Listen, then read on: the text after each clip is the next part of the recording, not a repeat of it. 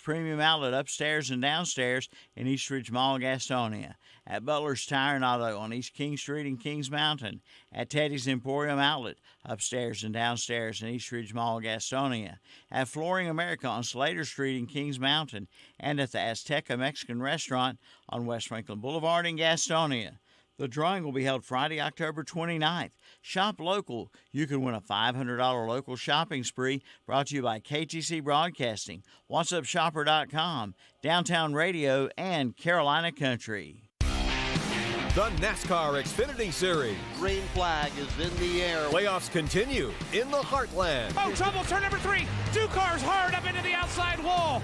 Hard contact. 2 races remain until championship weekend in Phoenix. Brandon Jones comes down the banking, puts a little side draft on, comes up to the outside off turn. It's the Kansas Lottery 300. Saturday afternoon at 2:30 on Carolina Country WCSL, 92.3 FM, 1590 AM, and online at ktcbroadcasting.com. Huzzah! Escape to the Renaissance Festival, Saturdays and Sundays. There's music, comedy, circus entertainments. Eat, drink, be merry at the Renaissance Festival. Presented by Pepsi. Discount tickets at Hedis Tita stores or print your own online at renfestinfo.com. Mention the Renaissance Festival and receive discount hotel accommodations at Hampton Inn and Suites, Huntersville and Lake Norman. Huzzah! Hey, look, it's Gary Dallinger with Dallinger Electric. Gary, what's going on? Hey, Calvin, just stopped by to see how the new jingle was coming along. Well, as a matter of fact, we just finished it up. Want to hear it? Oh, I can't wait. Here we go. When it comes to your wiring, you don't want to monkey around. Call Dallinger Electric. They're the best electricians in town. Well, what do you think? I don't know. I mean, it doesn't even give her phone number. And monkey around? 704-435-0705. They're the best electricians in town. I don't have to pay for that. Do I? Now open, the all-new BMC Toner Solutions at 410 East Franklin Boulevard in Gastonia. The new BMC Toner Solutions can save you up to 50% off retail on your printer ink cartridges. Extra large inkjets just $14.99 for black and $16.99 for color. Just call 704-862-7333. They're open from 9 to 5 Monday through Thursday, 9 to 2 on Friday, and open every third Saturday from 9 to 2. The new BMC Toner Solutions, now open at 410 East Franklin Boulevard, Gastonia. You'll be first on race day with a stop at Kings Mountain Auto Supply, 904 West Gold Street in Kings Mountain. You'll find a full line of auto parts. They've got it all, and they even carry racing fuel. So before you head out to the track, get your racing fuel from Kings Mountain Auto Supply. Give them a call at 704-739-0391. In addition to great prices, you'll get friendly and knowledgeable service as well. Kings Mountain Auto Supply, 904 West Gold Street in Kings Mountain. Open Monday through Friday from 8 till 6, Saturdays 8 till noon. Like them on Facebook, too.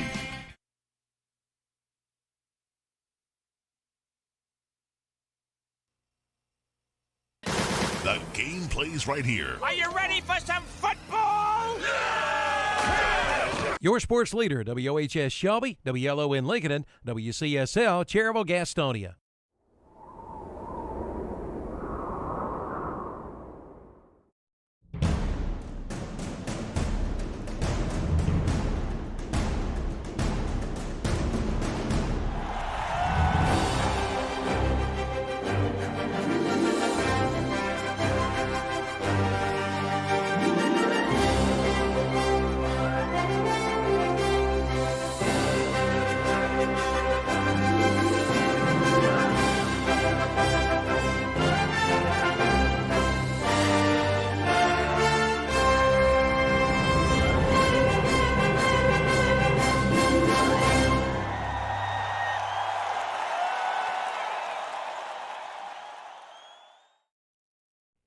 Hello, this is Milton Baker inviting you to listen to NASCAR Racing right here on WCSL 1590 AM, 92.3 FM, and KTCBroadcasting.com.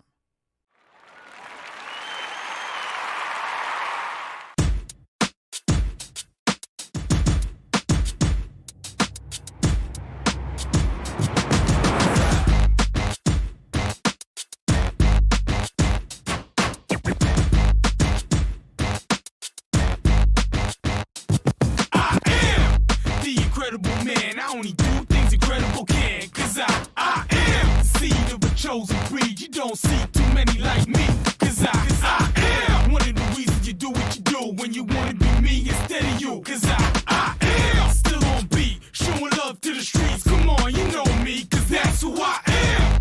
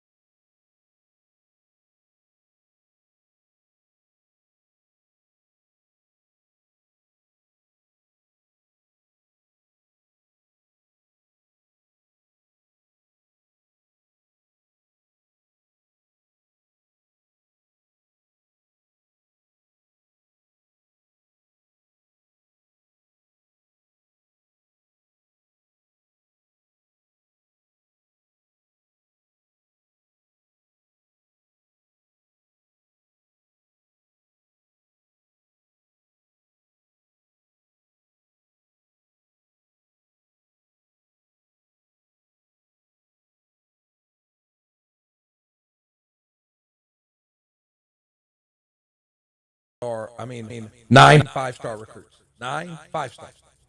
Whereas Georgia's defense has 9 5-stars. Yes. On the defense. Yeah. On one team. Well, those are just opinions, Tom. Oh, no. I think it's. They're pretty good. They're pretty good.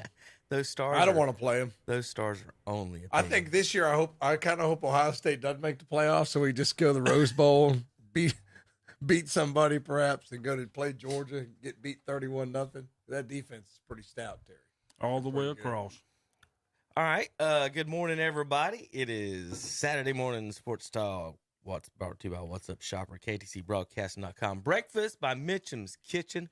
I'm working on a sausage, egg, and cheese biscuits. Delicious. It looks like Terry got pancakes this week. I'm going Is to that tell right? you what. And this is one huge pancake. Y'all can hear him smacking it's his thick, and it's wide, and it fills up the whole plate. What you talking about over pancakes? Terry, you don't need that pancake. I don't sound that is way too much food for you. My goodness. Well, Terry, you're going to have to go take a walk after this. Well, when True ordered that last week, I was just like, yeah, okay. I'll order it for you, but we'll see.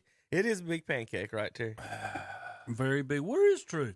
She's not here today. We didn't. She worked last night, Terry, with Tom. And that's right. She's young. She can only work one day a week. Right. She did a good job. I think she enjoyed hanging out on the field. I took her down on the field. I was a little scared because she's a young girl, and sometimes these football coaches, if they're in a bad mood, you don't want to get near them. You know what I mean? It's just one of those things. So I was worried she might get that. What are you doing down here? You know. But she went down there, and I said, okay, just stay here in the media area and get the film, try to do this. And she did a good job. And she came back up. I said, didn't nobody say anything to you?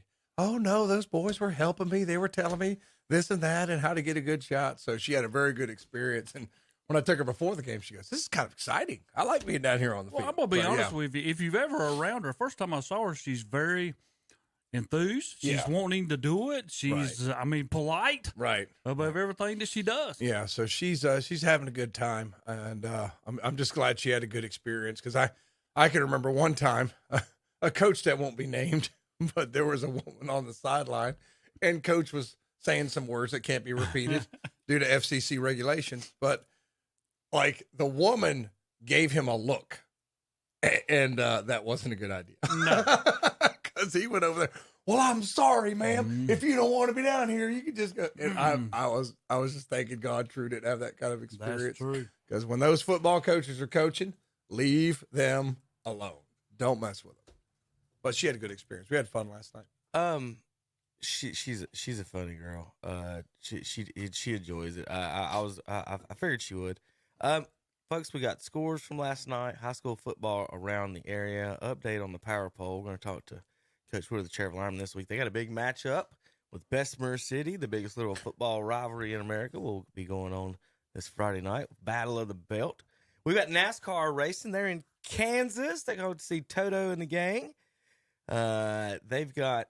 We'll talk about that here in just a minute. We've got that on KTC Broadcasting today and tomorrow. Xfinity and Cup racing. How about Atlanta Braves baseball in the NLCS?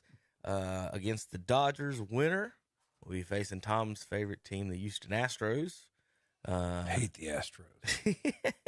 we'll be talking about them and more. I don't like cheaters. Listen, do what? I don't like cheaters. Are they cheating this year? Well, maybe not. They got a good coach. I like Dusty Baker. I do like Dusty Baker. Is that who their coach is? Yes, I like him. He's took 5 different teams to the playoffs. I mean, he's the first one to take one from each league. Well, they're talking about World Series. How to make, as always, how to make baseball more watchable. And, we talked during the regular season, of course, about the, the different ways that we think we, shorten season. I'd rather have more playoffs. But, Terry, have you been watching any of the playoffs? Yes. Okay, well, I'm going to put it this way. As a cord cutter who doesn't have cable, I have not seen a single pitch of the playoffs and will not see a single pitch of the playoffs, even in the World Series, because I'm not going to care who's in it or win. I have a hard time with that part of it. So how do people who's not fans of their team get involved and sit there, well, I'm almost here for 3 hours and watch these teams strike out 37 times and hope somebody wins, and then I not really care who wins because at some point, as a Cardinals fan, at some point we've played all these teams in the playoffs. At some point, either Braves, or Astros, or Dodgers, all of them, and if it was the Red Sox, played them in the World Series. So it was lose. Whoever's in it, I'm against. So I'm against for I'm for the earthquake, Tom. But here you are, thanks to KTC Broadcasting, Calvin and Kevin. You can listen to the Braves all the time. Yeah, Even I if you did. cannot, see them on television if you got regular television. That's what I did. I'm going down the road. I'll just, if I know it's a nice, hey, ball game's on. So I'll listen to the Braves. I don't know. I guess you could answer this, Kevin. If the Braves weren't in it, would Calvin cover the Major League playoffs? No, he wouldn't. Okay, no. So I didn't know whether he would have a game on or not. I would make. If the Braves make the World Series, I may watch a few games if it's on. I guess that'll be on regular TV. Will that be on Fox? Yeah, it'd be on Fox. They usually at least put that one on regular TV, right? Well, Terry, the NASCAR stuff is aggravating. You'll sit here. NBC will have the rights. They'll put it on NBC Network, and then you'll turn over to NBC, and they'll have dirt like motorcycle racing or something. Like, why are we? How did that get precedent over? There's 100,000 people over here watching this race, and there's 40 people standing on this dirt hill watching these motorcycles go up and down this hill, and they'll put that on the main channel. And for regular NASCAR fans, Terry, a lot of them don't have cable or don't have satellites, and now at times it's hard to afford it. You can you get your HD antenna, you just pull it up and you catch it, and if NBC is showing it on their other network, or Fox, you're not gonna see it, and I don't know. I think they need to do a better job of getting it on the regular channels. I would say. What do you think? Well, ESPN owns ABC. Like, that should be pushed to ABC. I think the cable networks need to come way down on their bills because they're making enough money. I don't care what they say. Nobody ever says that, do they? Yeah, that's what I'm saying. Don't tell me that you're Bezos not. ever said that, Tom? But you are making enough money. I mean, make it affordable so more people will want to come and get you. That's how you do things. That's like selling hamburgers, hot dogs, or whatever. If they're good, people keep coming back. Right. Hey, and you can sell them cheaper than what you was selling them. I mean, that's how it works. You should be able to negotiate. I'll give you $50 for internet and cable. That's all I got. I mean, that would make sense. I'm sorry. You know what you ought to do, though, Kevin? I don't understand why you don't do it. Just get YouTube TV. It's cheap. You get Tom, lots of. You have to pay for it. Yeah, in my opinion, here's what I think. It's called cheap. It's called being cheap. I mean, in my opinion, this is what I would do. How much is YouTube, Tom? Let's say $10 a month. Right now, that's 2 gallons of gas. Pretty much. I can barely make it here. Hold up 1 second. Go ahead, JP. Okay. Are we having? Is this happening? Yeah, it's happening. Okay. Okay. Here's what I would say: choose the channels you want and only pay for that. Hey, amen. That's all. I mean, just charge. That every that's time. In my opinion. Just choose the certain channels you know you're going to watch. That's it, and then just pay for that. I've got all. something on my phone called, what is it? That Pluto TV. It just popped up there. Got a bunch of Hulu TV. channels. I don't know where. JP probably knows about that. I just know what it's called. That's the CCP sending you apps to your phone, Tom. Yeah, but it works. I'm with JP. I know on some cable, and I ain't saying who they are, but on some cables you can get your regular local channels, and they'll give you 15 more.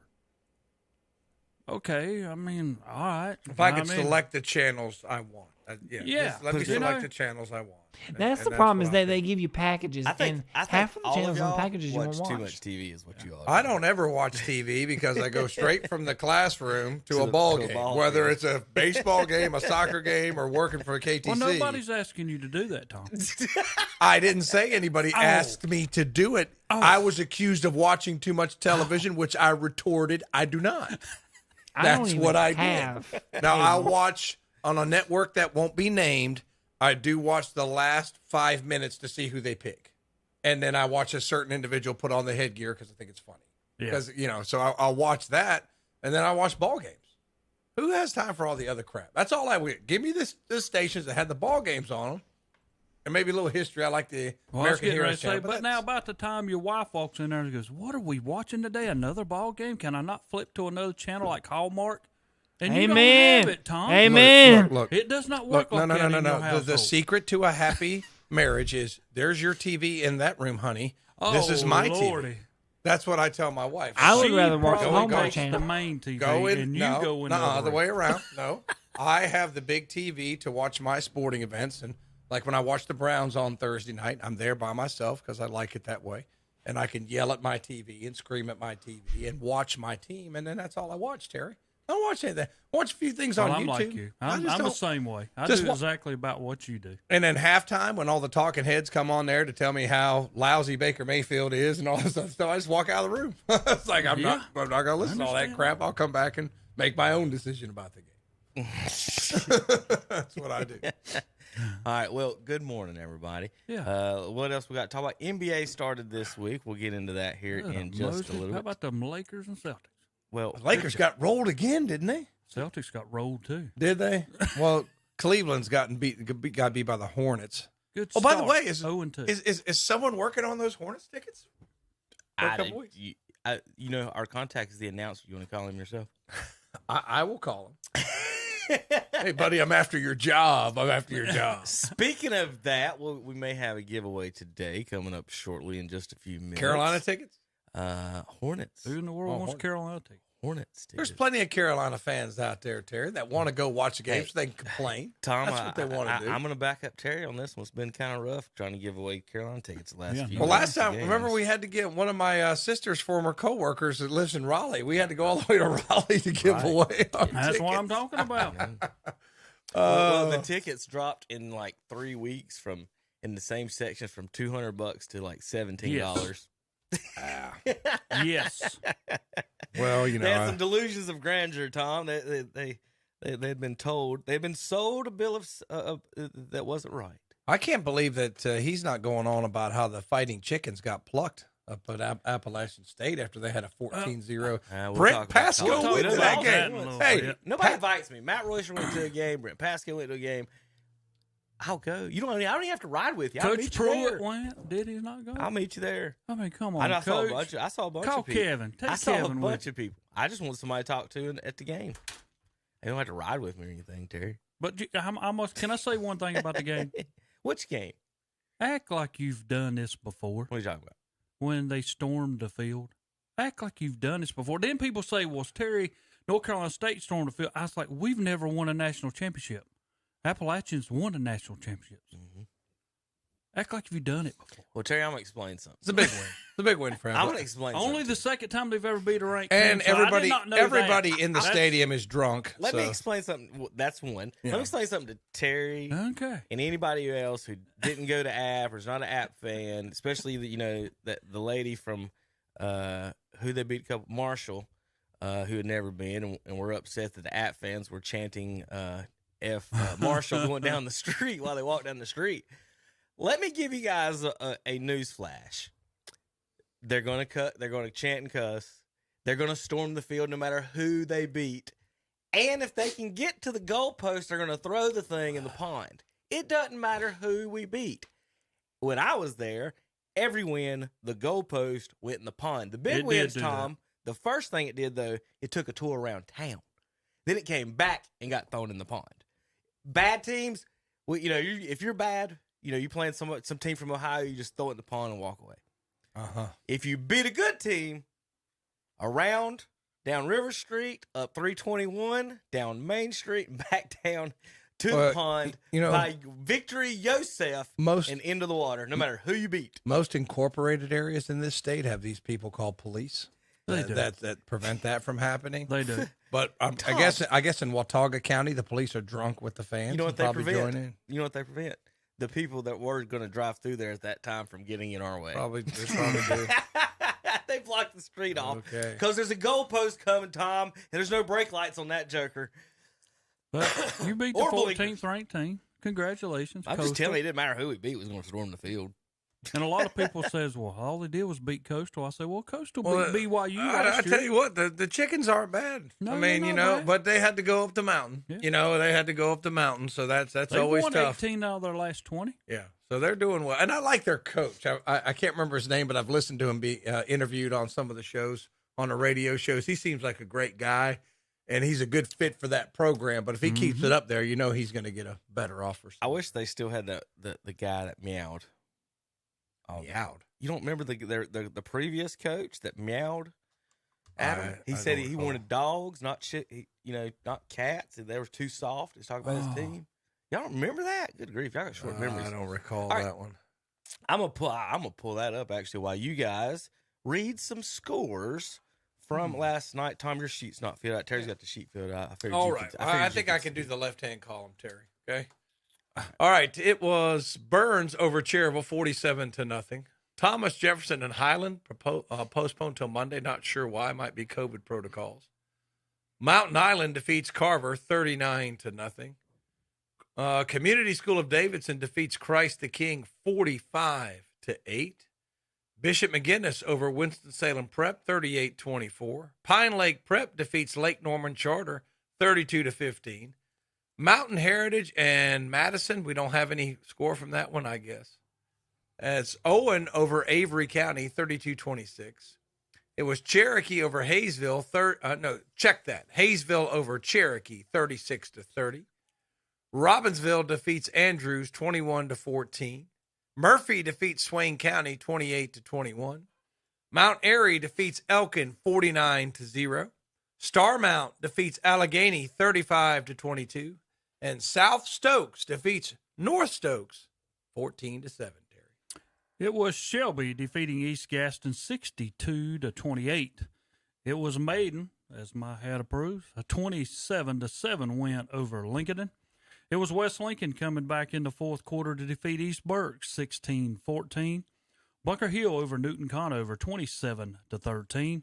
It was Bandy's 37, West Caldwell 26.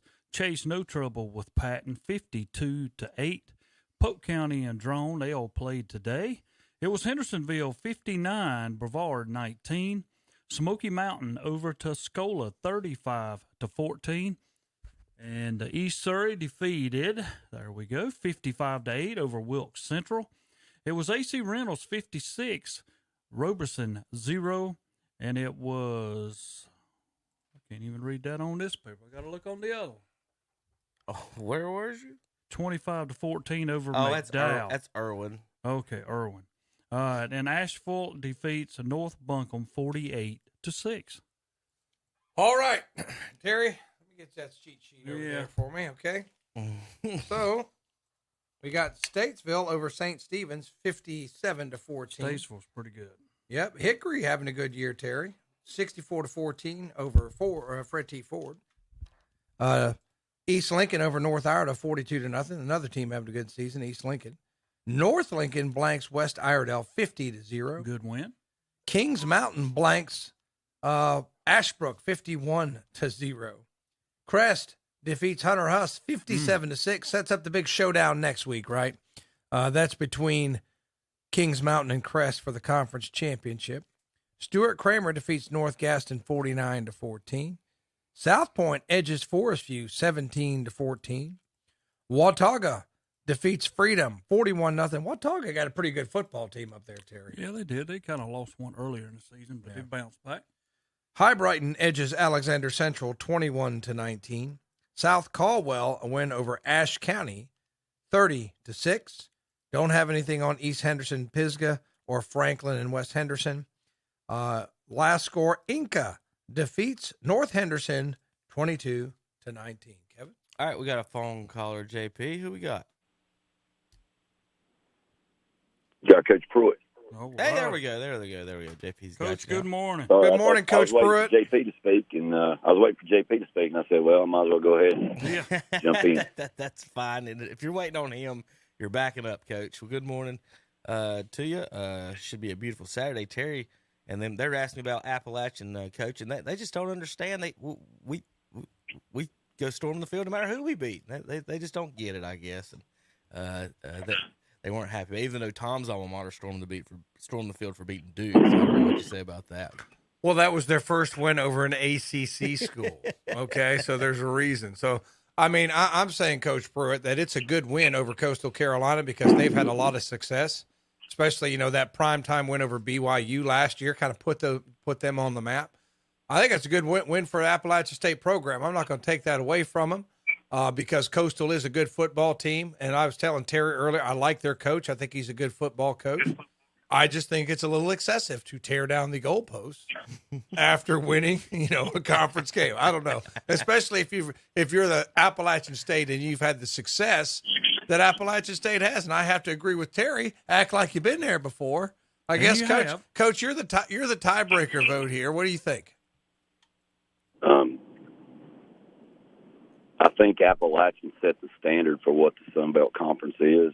In the last couple of years, couple teams have reaped the rewards of what Appalachian did. And to see a Coastal get to number 14 when there's been times I thought Appalachian could be in a position to be in those spots. I agree there. Kind of disheartening as a fan of Appalachian State football. And I just think our fan base has had a bad taste in our mouth about that. And, college students are college students and excited about a big win.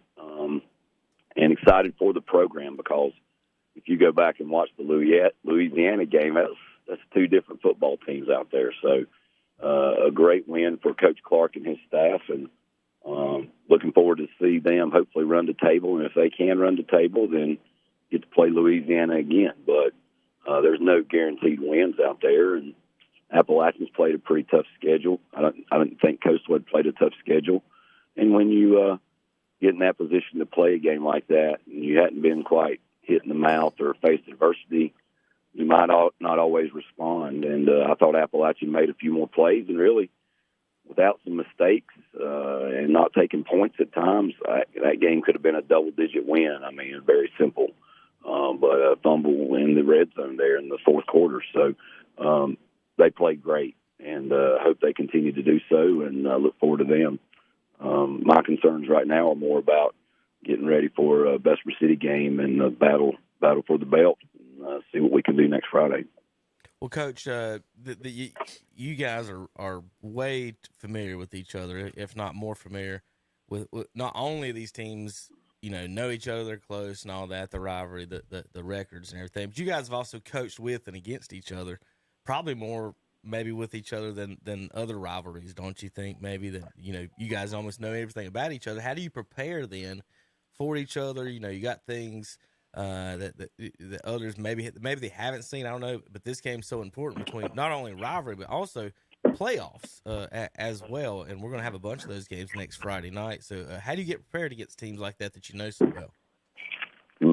You just go back and look at the things that we've done well against them, and they've done well against us. Honestly, the last couple of years, we really played some good defense against them. And last year, they put 30 points on the board and was not having an offensive season. And same quarterback, better running backs this year. With the conference, you get to see each other a little bit because it's changed. And with the new conference, you don't have the same repetition of who play to, and sometimes you don't see people on film. So I've seen them just a little bit, and I know they've seen us, and we traded film last night. And Coach Fox being over there and Coach Boone's been at Bessemer for a long time. We do what we do. They haven't changed a whole lot. We do what we do. But, right now, for I think both of us is we're at the end of this conference season that's been a little difficult, to say the least. And hopefully we're as healthy as we can be. But this past 2 weeks, we've had 3 ankle injuries. Cooper didn't play the first half of the biggest game of the year last week. We played most of the game Friday night without Mitchell Lackey, who's started at guard since his sophomore year. And then Mason Grindstaff got hurt in the second half. So we're basically playing without 5 starters with a quarantine situation. And it's tough to play good competition when you're down 5 kids, particularly when some of them play both ways, because now you got kids having to take a spot. And it's just, everybody's in that same boat. And we're going to work hard to put kids on the field. I really impressed last night with a kid, Tobias Miller. He got a little discouraged as the game went along with some things. But overall, played his heart out. We moved him to left tackle because we had a situation where we were going to have to be short. And the week before, we had a situation that we wasn't prepared for as a coaching staff, and we had a week to prepare. So we spoke to Tobias Monday, said, Tobias, this is what's best for the team. And he said, well, I'll do it.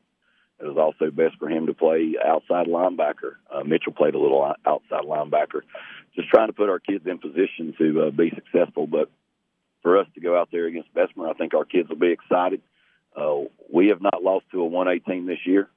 And if we can continue that trend, that's going to be good things leading up through the month or heading to Thanksgiving. So we got this game this week. It is an important game. I would think that since they were open and we played a team that's got a great RPI ranking, that we'll pass them. They were 1 spot ahead of us this week.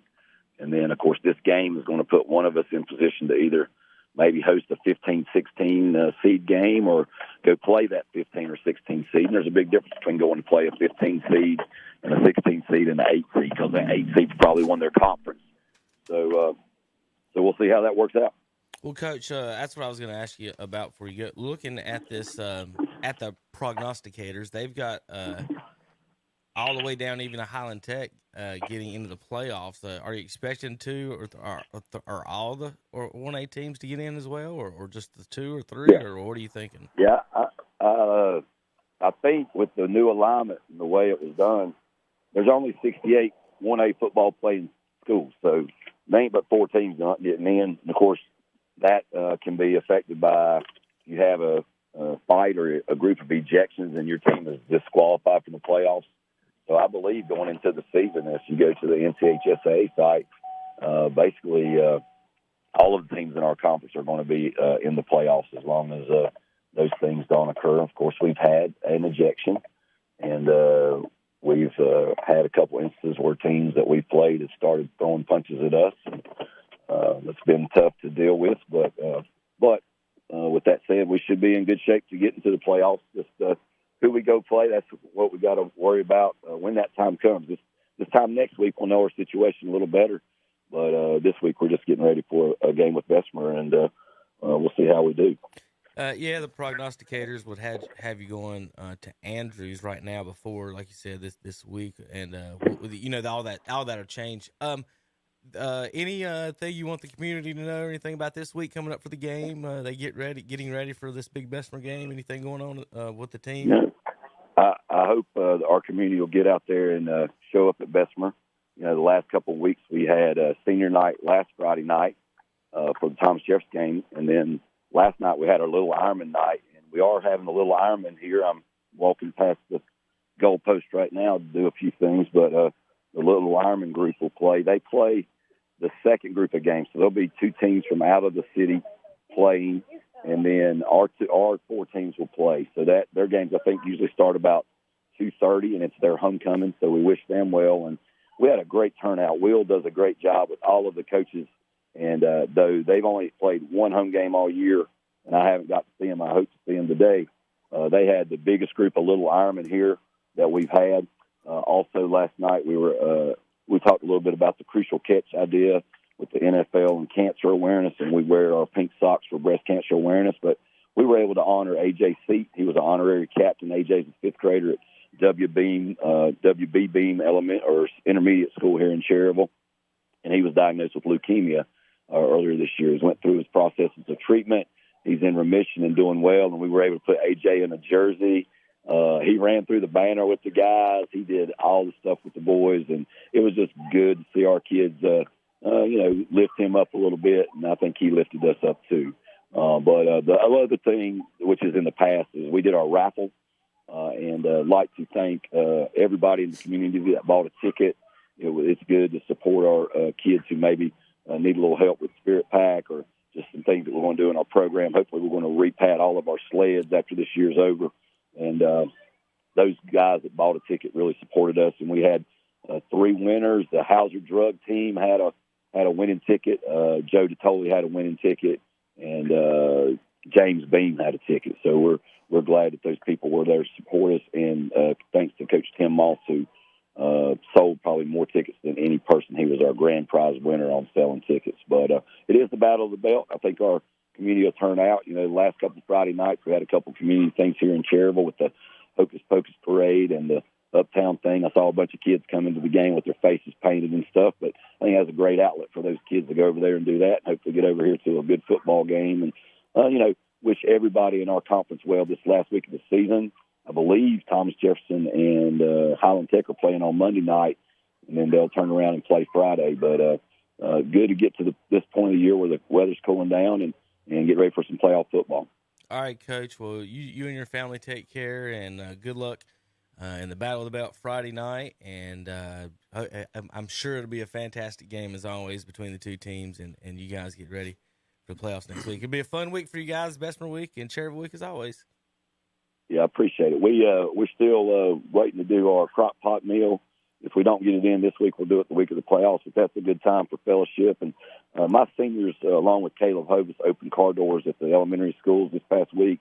Appreciate our principals allowing us to do that. Mr. Hubers to allow us to do that. And then, met those guys over at the stadium yesterday morning, had a biscuit for them, and just get to spend a little time with the guys. And this week it'll be our juniors that get to do that. So it's a fun experience to be out in the community, serving a little bit, and hopefully that's something that we all learn from the life lessons that we take from this game of football. Y'all have a great day, a great weekend, and go Mountaineers. All right, thank you, Coach. Thanks, Coach. All right, Coach Tim Pruitt. Ironman last night fought to Burns, Tom, in one of those 1A, 2A matchups in the conference. I had those special numbers here earlier. I'm sure you guys don't really need to hear that. But anyway, I've got an update on where the top 10 will be and where it's going.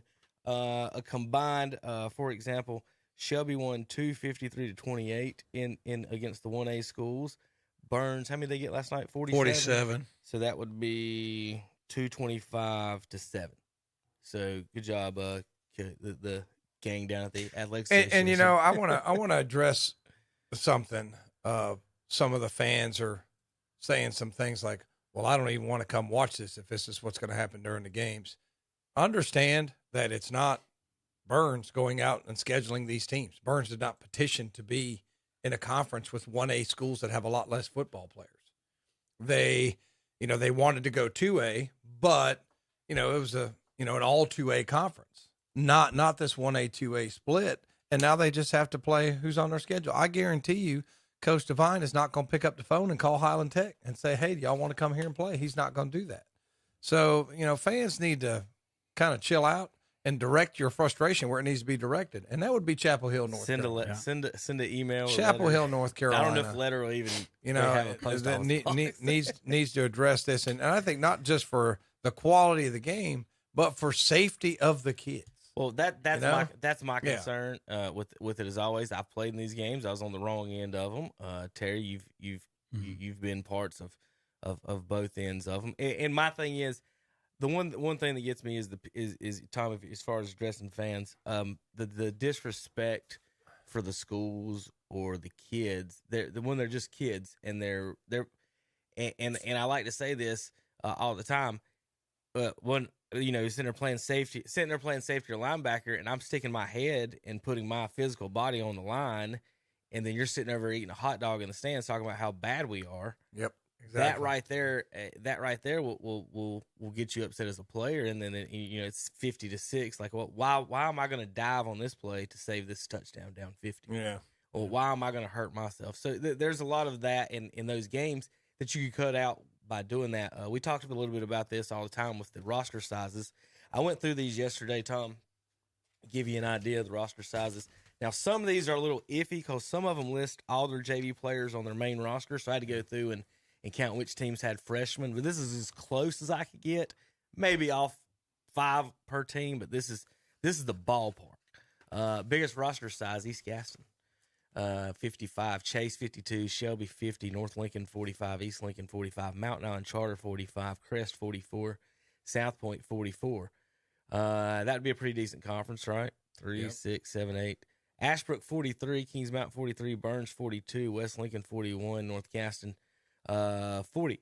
Now, Lincoln and 28 are listed on their roster as is the lowest that I could find. Bessemer City at 29 is next. Jefferson at 31, and then Huss at 32. And Shannon was making the point yesterday that Huss is the third most kids in the county, and they're sitting there with 32 kids. They got three more football players than Bessemer does, and they got twice as many. That's a head scratcher because they had that program heading towards being elite. Yeah. And then all of a sudden the coach leaves. I know we went back to Charleston, and then you got 20-some players at Hunter Huss High School. So Huss, surprising. This was 2 years ago, was listed at about almost 1,100 students. Ashbrook at 1,300. Ashbrook with 43 football players, and Huss with 32. And Terry, there's a big jump once you get past 3A. I don't even list the 4A. Some of the 4A schools got 4,000 kids in these schools, so that should be their own conferences at their Big 16 or whatever you want to call it. Went through the math. There should be if we split it up into 5 conferences and the charters, it should pretty much be about 35, 36 in the West per side. Coach just said in the 1A, it's already 68 total teams. And well, 64 is in the playoffs. Yeah. So everybody's in. Is that good? No. Is that's because in the first round you're gonna have an absolute blowout. Well, right. You should. I think they would need to reduce the playoffs down to the 32 and do it from in the spring. Did we have a problem with that in the spring? Anything? Now the problems you have, you're not going to have it in the 1A, maybe not in the 4A, but in the 2A and the 3A when you reduce it in the 4. This is when you don't have it spread. If it's just in the 4, you are going to have some good 2A teams or 3A teams not make the playoffs. But that does cut off a ton in the 1A and 4A that might not have good teams. Well, you wouldn't have to do 32 in the 1A because there's less school, and then do 64. Well, that's what they were. Well, this is where you ended up where, like we had a few years back with Cherville and Bessemer City made the trip all the way to Whiteville. Right. 5.5 hour drive. That's when you split it. If they would do 5, with the 5 and the 1 that we talk about, I went through and started looking last night through the 36, the bottom 1A. It'd pretty much be Cherville would be in a 2A, Highland Tech, Bessemer, and all of them would be in 2As, and then it would get up to 3. Shelby would basically be 4. Shelby and West Lincoln would be in the 3-4 line, and then it goes up a little bit more. But that's just in the West. Just a lot of ways to do it. Not whatever they're doing now isn't the best and isn't working as far as competitiveness and then another thing, Tom. I know there's one of the teams that are getting it in, but let's say in a normal year, you go 0-10 Highland Tech at a 2A school or whatever. Like, do you want to get in the playoffs? No. Do you want to play that number that's 1 what seed? I'm saying. Do you want to travel how many hours and whatever gas it is? And I don't know if it's good for anybody like that. All right, let's do some highlights. I'm saying the best trip out of it would be when you stop to eat. Kids love that. I mean, they do. They do. Kids do always finds the silver lining. Well, I mean, all right, let's do the highlights from last night real quick before we get out of here for our first break. I tell you what, Tom, I need you to hit that computer button there for me.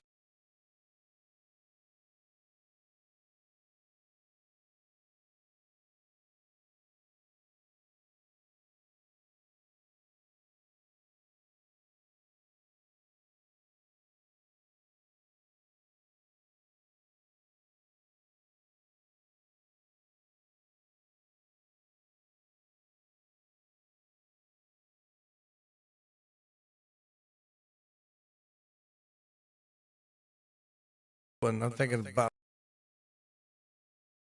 Okay, I'm just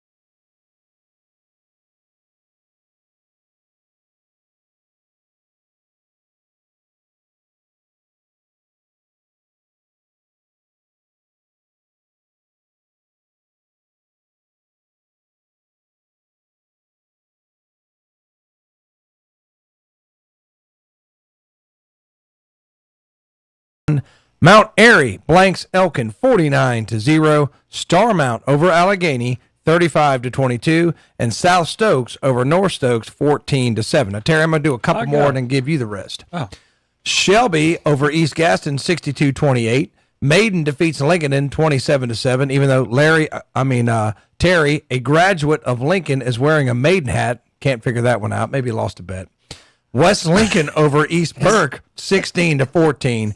Bunker Hill defeats Newton Conover 27-13. Terry, pick up there with the Bandy's Trojans. It is Bandy's over West Caldwell 37-26. Chase defeats Patton 52-8. Polk County and Drone will play today. It was Hendersonville 59, Brevard 19. It was Smoky Mountain 35, Tuscola 14. East Surrey no trouble with Wilkes Central 55-8. It was AC Reynolds 56, Roberson 0. It was the Warriors 25 over the McDowell Titans 14, and Asheville Cougars 48, and North Buncombe 6. Up at the top, it was Statesville who keeps rolling 57-14 over St. Stephen's.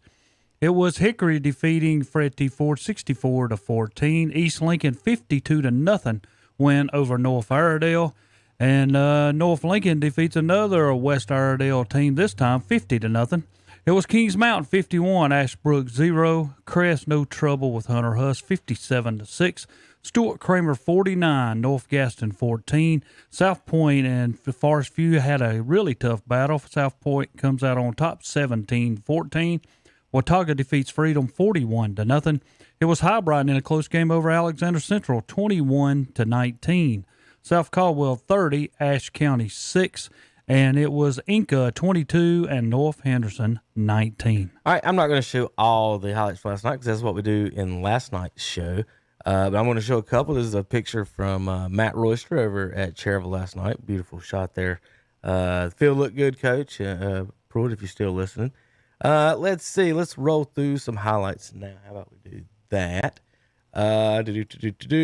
This is Crest Senior Night, and the reason we want to mention this, stop, pause, 64. Robbie Roop's son, R.J. Roop. 64. Terry, the Crest Chargers are undefeated when 64 takes the field for the Crest Chargers. How about that? So there's the Chargers taking the field there on Senior Night. This is Green with a long run right by us through the house as he walks. Yeah, was that warm-ups before the game? That's what I'm saying. It looks like he's warming up before the game. Let's see how open he was on that. So, Tom, by the time he got to the left end, no one on the other team was looking at him. Was he in the slot or out of the backfield? That's the quarterback. Oh, that's the quarterback. Okay. Look, from the 30, he starts jogging. So who's like accounting for the quarterback on that play? No one. I mean, you got to have somebody. Your defensive end's supposed to have contained, and the backside corner's got contain after contain. Yeah. So there's a lot of non-containment in that one. Where's the backside corner? Where did he even go? This is the punt block to start the game there for Shelby Thomas. Santana Hopper with the punt. Terry Malachi caught it in the air. So App State to North Carolina. Wolfpack ain't got nothing to do with this like the defensive line did. Y'all got their linebacker from 2 years ago at least. Hamilton caught a touchdown in the corner. Great little pass and catch. That's there a great shot by from True. Lee. Good job, True. Yeah, good job, True. She got some good pictures down there on the sideline. Of course, it was my tutelage. I was my tutelage. That's what it was. This is Maury Adams scores.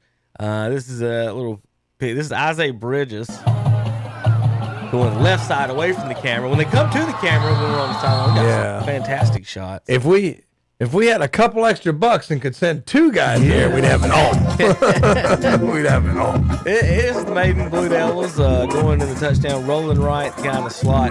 Got missed past the safety. Somebody's eyes got on the quarterback. That's what you see that. Somebody's eyes got on the quarterback, and then all of a sudden that receiver keeps going, and it's 5 yards past him. Jeremiah Norris from 6 yards out for Burns. Maiden 14-0 on the tap in. Here's the Transylvania with the score. We got 8 seconds. How about one more time? You can't have a game without the band. Yeah, Gotta have the band. It's part of Gotta it. have Just the like band. the cheerleaders. It's all part of it. Watch this run by the Chase's McCombs. Terry. He's just sat down on him. He's outstanding. Look at this. I mean, he is surrounded by 3 people at the 15. Took a left. The safety's like, oh God, he's still running. I'm not going to tackle him. He's outstanding. And congratulations to Coach Cogdell. He's having a great season. This is Lincoln's only score of the night, and this is a nice replay. This kid is gone once he gets going. I didn't get his name on this Lamborghini, Tom. Watch him when he gets to the 40 and sees his hole. Jog to the 20, jog to the 25, 30, 35. Wow. Had another gear, didn't he? That may be why he's returning kicks. What do you think? Get that guy the football. Maury Adams from 28 yards out taps it in. Made it 20. No, this is from about 22 yards out. He made it 28-0. The Maiden's other score here, as you can hear the Lincoln and Bell. Bell didn't stop this score there, did Terry? Sounded good. Hey, the Lincoln and band on our highlights, they were jamming last night. Now watch this. Terry, if you're coaching offensive line and blocking, I want you to watch the fullback on this play when he gets to the 10-yard line. Watch him seal this defensive end off. Or lack of sealing the defensive end. There you go. Here comes the fullback block. Hands in the air at the 7. Like, worrying, don't worry, buddy. You just keep running. Watch this, folks. For the folks watching online. The fullback right here. He's got a chance to block the defensive end. Well, he didn't need to. No, he never needed to. The defensive end didn't even make a play on it because he just puts his hands up. He looks back. He runs right past him. And at the 7, he starts to celebrate. Fullback didn't make a play and threw his hands up in the air. They'll talk about that in film for fun because they scored. But this is a nice long play from Chase. That guy on the edge, I can't remember that kid's name, number 9, I think. Yeah, he's gone. He scored by 30 yards. What was the last time we saw a Patton Panther? At the 40. He gave up at the 45, 50. If you got that one touchdown by Hill of East Gaston, look the same. I've got, yes, I do. We've got. This is Dalen Lee in the backfield finding the. That was Williams. Post. That was Williams. Okay. With a full extension. I don't know how he caught that football. So Williams made a great play. play. Oh my gosh, yeah. On this one, and True's on the other side there, hard to get that shot, but this is Justin Hill with one of the touchdowns. Look at that! Watch this! Watch this! Whoop. See ya. That's a DB, Terry. That's a DB he's running away for. He's 215 pounds. I was about to say, he's not a scat back, is he? No. He's not. Look at this. He creates a separation. He's just. We got another one of him for in the state. He's not like Norwood or Pryor as far as being small at all. He's a big kid that can move really fast. This is Chase going deep up the sideline for the touchdown. Hamilton, easy. this is another score for him. He on this one, Hamilton literally reached over the defensive back, caught the ball, brought it back, and ran into the end zone. It's just you watch the opposite. Watch, look, Terry. He reaches over and catches it. Defensive back falls down. I mean, to be young and athletic. There's an 8-yard score from Norris against Cherville. How about it? This is an interception, pick 6. Yeah, that was nice. That was nice. Stepped in front, and Cheryl just stared at him. See, there he goes. He's staring that way the whole time. It's tough when you're going back across your shoulder because your shoulder has to point that way, so the DB on that side gets to see it. If he can read that, he's going to get the Chargers going in at halftime. We'll play a couple of them. Couple of them talking as they go by. Ben Mooney to Allen, 80-yard touchdown. Burns got him in the bucket. That's a nice throw by Mooney. Sherrill had a chance here to tackle him and couldn't wrap him up there at the 20. Breaks the tackle and scores. Another touchdown for Chase. There was a lot of touchdowns for Chase last night. A big win. This is the block punt for Burns, and at the halftime you can hear the horn, Tom, as the ball is bouncing. That was the last play? It was just at halftime he blocked and scored. Wait a minute. You telling me that was halftime? I think, or first quarter. First quarter. It had to be first quarter, because if it's halftime, you're gonna run kneel that down. You're not gonna punt that. The only thing we have on is the block. We don't even have the whole play. All we got is the tip and the pickup for the score.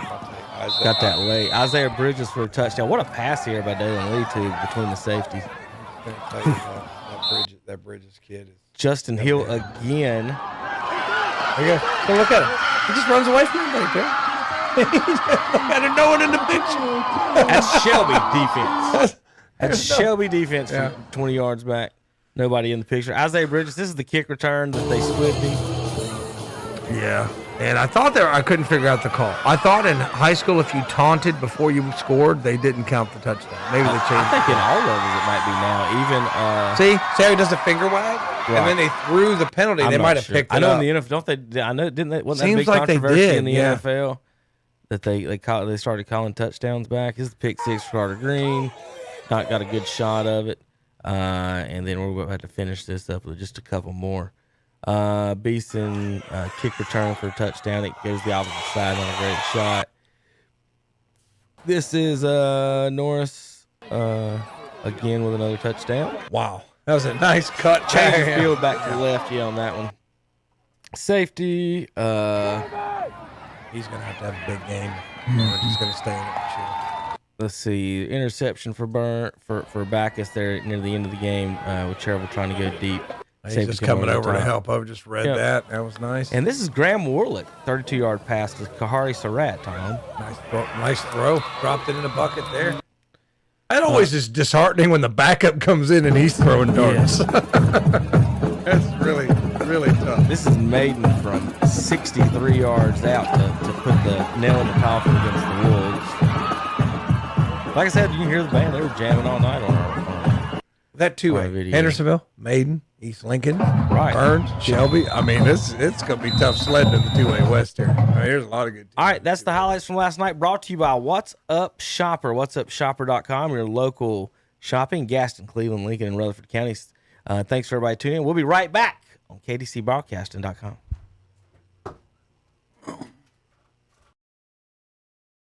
GolfKnickers.com, the leader in traditional golf apparel. Mark Greenheld and Matt Blanchard go from tee to green and everything in between. Welcome to the Golf Shop. Wednesday mornings at 11 o'clock on Carolina Country, WCSL, 92.3 FM, 1590 AM, and online at KDCBroadcasting.com. It's simple. Simply Southern, that is, at the Falston Pharmacy. Just arrived a big new shipment of Simply Southern merchandise, including pullovers, long-sleeve T-shirts, and jackets. Come check out the selection.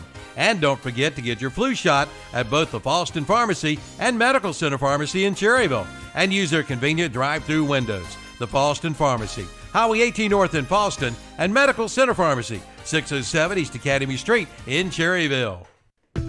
Looking for a boat, RV, or farm equipment this summer? Carolina Federal can help with financing. Recreation loans are available for as low as 3.75% APR. Contact us today for more information by calling 704-435-0186 or online at carolinafcu.org or stop by our branch located at 1200 East Church Street in Cherryville. At Carolina Federal Credit Union, we treat you like family because you are. Rates based on credit history. Get a great deal on versatile Kubota equipment today, like Kubota BX and L Series compact tractors, part of our under 100 horsepower tractor lineup rated #1 for reliability, Z Series mowers, and Sidekick utility vehicles. Stop by your local Kubota dealer today. Bring home the Kubota BX 2380 tractor for 0 down, 0% APR for up to 60 months now through December 31st. See us or go to KubotaUSA.com for more details.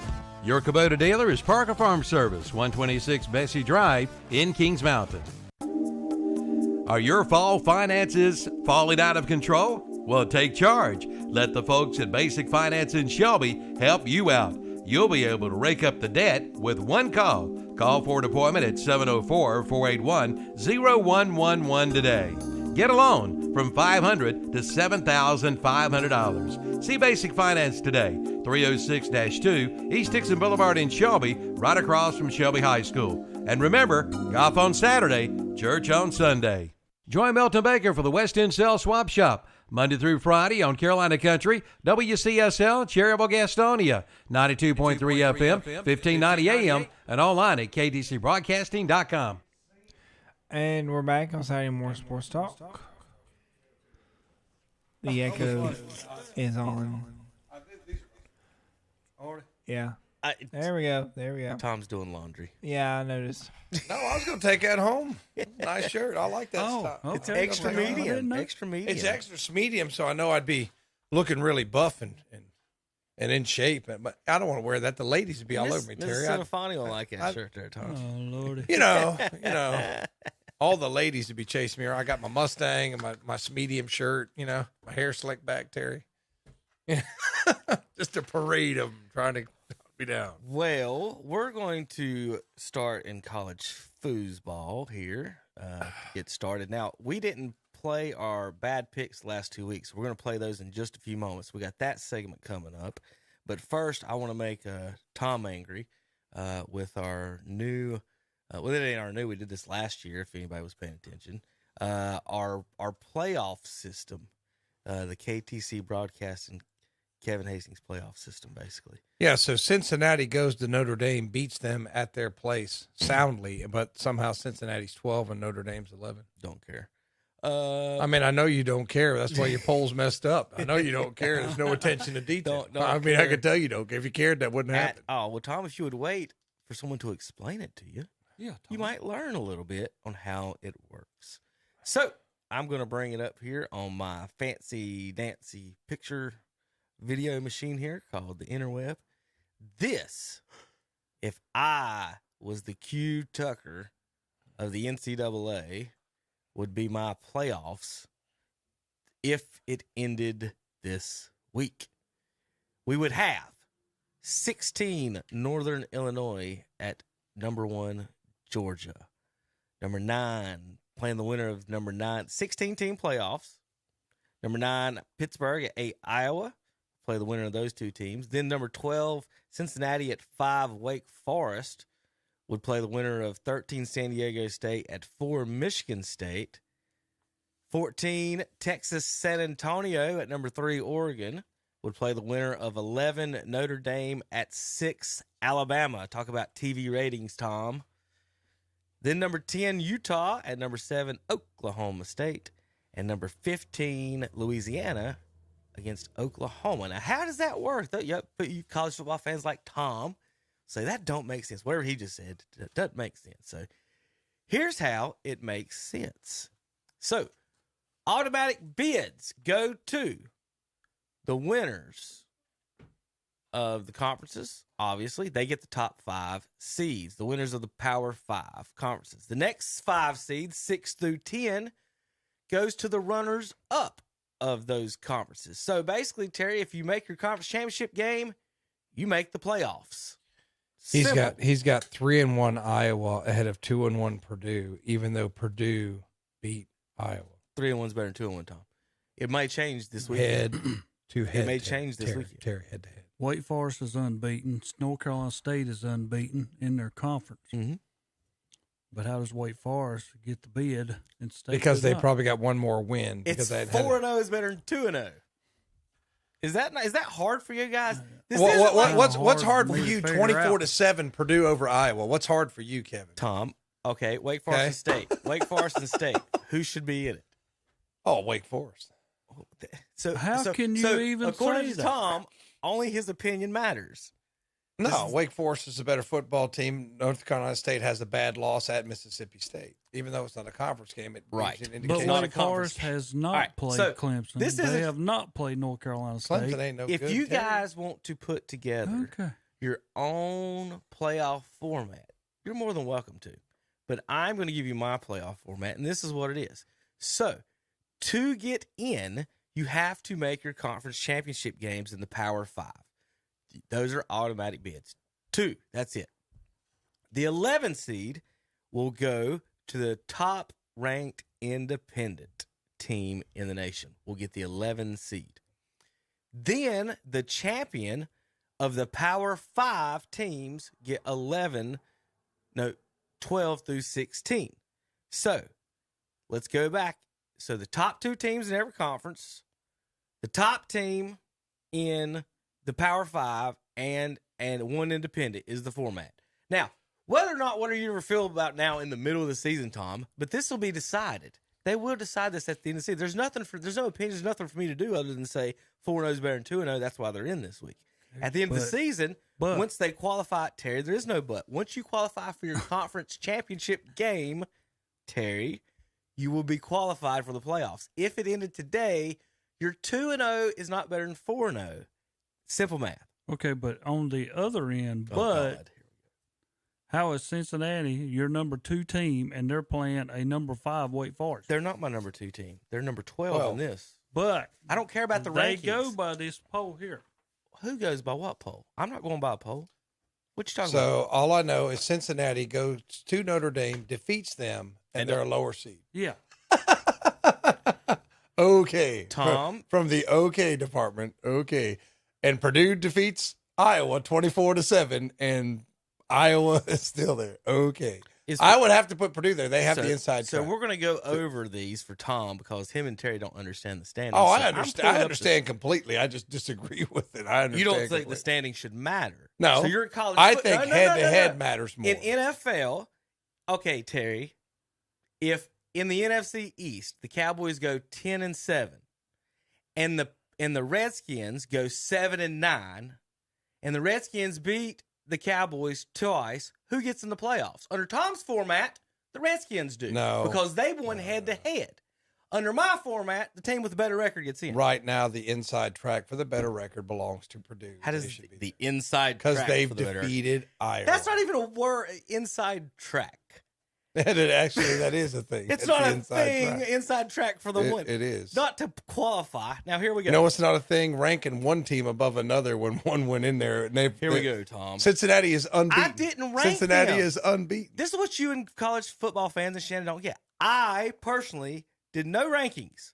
These are all automatic qualifier bids. I did nothing to it. I didn't choose anything.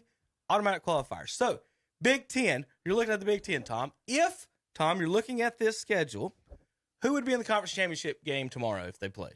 Well, according to this, it would be Michigan State and Iowa. But when you've got a Purdue team that has the inside track to win that West, you've got to put them. If they play tomorrow, Tom, they're not who's gonna, in the conference but they're not championship going to play game? tomorrow. But They're how not this going to play works. tomorrow. I can't just make up Minnesota might win, Wisconsin might run the table. Maryland, I think they've got the inside track to beat Penn State, Ohio State, Michigan. But how did Purdue get knocked out? Knocked out of what? They're third Out in of their this division. Because they've played one less Terry, game. can you not see? Oh, you can't see. Oh, no. They've one played less one game. less game. They played one less game. So I would say that he can't come out with this because it's misleading. Why does it ruin your day right now? No, I'm just What saying are you it's upset misleading. about? What is misleading? Because Cincinnati defeats Notre Dame, and I you don't have Notre care. Dame. It I know doesn't you. matter. I'm not That's debating what's- that you don't care. That's I'm what's not. That's driving not you what I'm crazy, debating. is that What drives it me doesn't crazy? matter. What's driving me crazy is you just take all human don't- thought out of your poll. It's Right. all human thought. This is ain't removed. a poll. This is automatic qualifying playoffs. If it's Tom. not a poll, why does it sorry. got rankings? Well, They're not rankings. Those are seeds. Seeds, just rankings, the that- same Tom, thing. well, It's no, synonymous. Tom, let's pull this up for you because I guess you don't get it. So, NFL playoffs. Believe it or not, Tom, they have seeds. Let's pull this up for all the world to see. 1 through 7, seeds. I am showing you seeds. You're qualifying for seeds. Yeah, There is no okay. rankings. Okay. You guys are thinking rankings. I am doing seeds. That's How simple. is it? Okay, so who gets the higher seeds in the NFL if you've won your division? The better record. So you're telling And me the Cincinnati's division going to win their conference, but Notre Dame, who's not going to win their conference, is somehow ahead of them. Okay, I'll let you make this argument. Okay. Where should the independent be in my playoff system then? Number 6. 16? Number 6. in your 6? system, which is so. Right. See, So but Terry it, top would have- 5 champions. but in his Terry system, would have Notre Dame as the 6th seed, not the 11th seed. I got to would. make you know what I tell 11th Notre seed. Dame? You're not invited to the playoffs. You're not in the conference. Well, Tom, you I mean, cannot what- tell them that. Yes, I can. They'll tell you I got I can more tell. money. I and can tell. you're going to make more Okay, money now you're if bringing I'm it. there. But under his system, it's all conference or one division. Right. Notre Dame, you're not in one. Okay, we'll just now we'll use the polls that he doesn't want to use. Okay, Tom. Now we'll do that. What when other, it suits what him. other I option do would you take your have for top that 5. 1 seed? I'm going to show you the What independent. other option Independent, do within you the have? rest What of should them. we So do with the Cincinnati independents should come like in BYU, at number Liberty, 7. Army, UMass, and them? Tell them they just don't. They can't play. Tell them there's y'all's conference. Okay. Y'all play each other, And right now, Notre Dame is in the lead of that. Where should they play? but in they the don't play playoffs? each other. They don't play each other. It's So should misleading. they be allowed to play or not, Tom? No. Okay. No. Simple as that. They're Tom not says allowed to no play. independence. No. So with that said, they bring in more money than anybody But else. Terry, you keep talking about money, you greedy little capitalist. Why don't you just? We're about I mean, the fairness. He's bottom about fairness. line- He's not talking about money. He's talking about fairness. That's I'm what just he's doing talking about. qualified. I'm doing 100%. He's a good. seeds. He's a good little Marxist. Everyone's Oh, equal. Lord. I tell you. Whatever. There's, Tom, Terry, there's a lot of upsetness. I guess Ohio State's not in this thing, so that's what the problem is. That's what he wants to do. I mean, that has I don't, nothing to do I don't with ta- it. I don't think- App's not in this right Have now. I argued Ohio State one time? And I have not. Have I State, even except mentioned they won Ohio one State? time. I haven't You even didn't. mentioned You Ohio didn't. State. But I'm trying to wonder I have why not even. you What don't I want mentioned. automatic qualifiers. What I mentioned Why is don't you one want team automatic gets qualifiers? beat 24-7 by another Oh, team, God. and somehow they're in the playoff, and the other team isn't.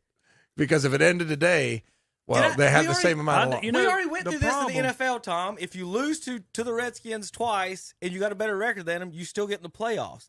This isn't hard. I don't understand why this is hard. If for you your guys. name was Alabama, There's no I could ifs. see that happen. About what? But your name's not Alabama. Who are you talking about? What about Iowa? Their last name is not Alabama. What does that got to do with them being in? Because Alabama would think they're in it if they was the daggum 41st team. Yeah, yeah, that's well, true. Alabama's qualified right now. We'll bring that up over here. Let's go through the conferences so you guys. We know. We were just disagreeing. It's not that we don't know. Right. So we're disagreeing. So SMU right now, with the third win, I guess they pull that off, would be in the play. Cincinnati wouldn't even be in the playoffs now, Tom. We got to adjust that for next week. That right there makes a lot of sense. There you go. Cincinnati would not be in the number playoffs. 2 team. Well, let's go over this, Tom. If SMU wins that conference and Cincinnati's ranked above them, that's all you care about. Again, is the rankings. No, That's the only thing that you care You're about. talking about a half game because the schedule's incomplete. That's just right now. Right. And you're upset about that. You're Yeah. upset Yeah. that SMU would be in there instead of Cincinnati. Yeah, I would put the team that's All right. most likely to be there. Now, with that in mind, are you picking Cincinnati to win the national championship? No. Then why do you care? Because because you put this in front of me and I'm supposed to. I mean, right now, in the Cincinnati has ACC, the inside it track would be to Wake win. Forest and Pittsburgh. So Wake Forest would get the 5 seed. Pittsburgh would end up in the 9 seed. Big 12, Oklahoma would get the number 2 overall seed. Oklahoma State would end up in the 7. How did overall Pittsburgh seed. get the 9 seed?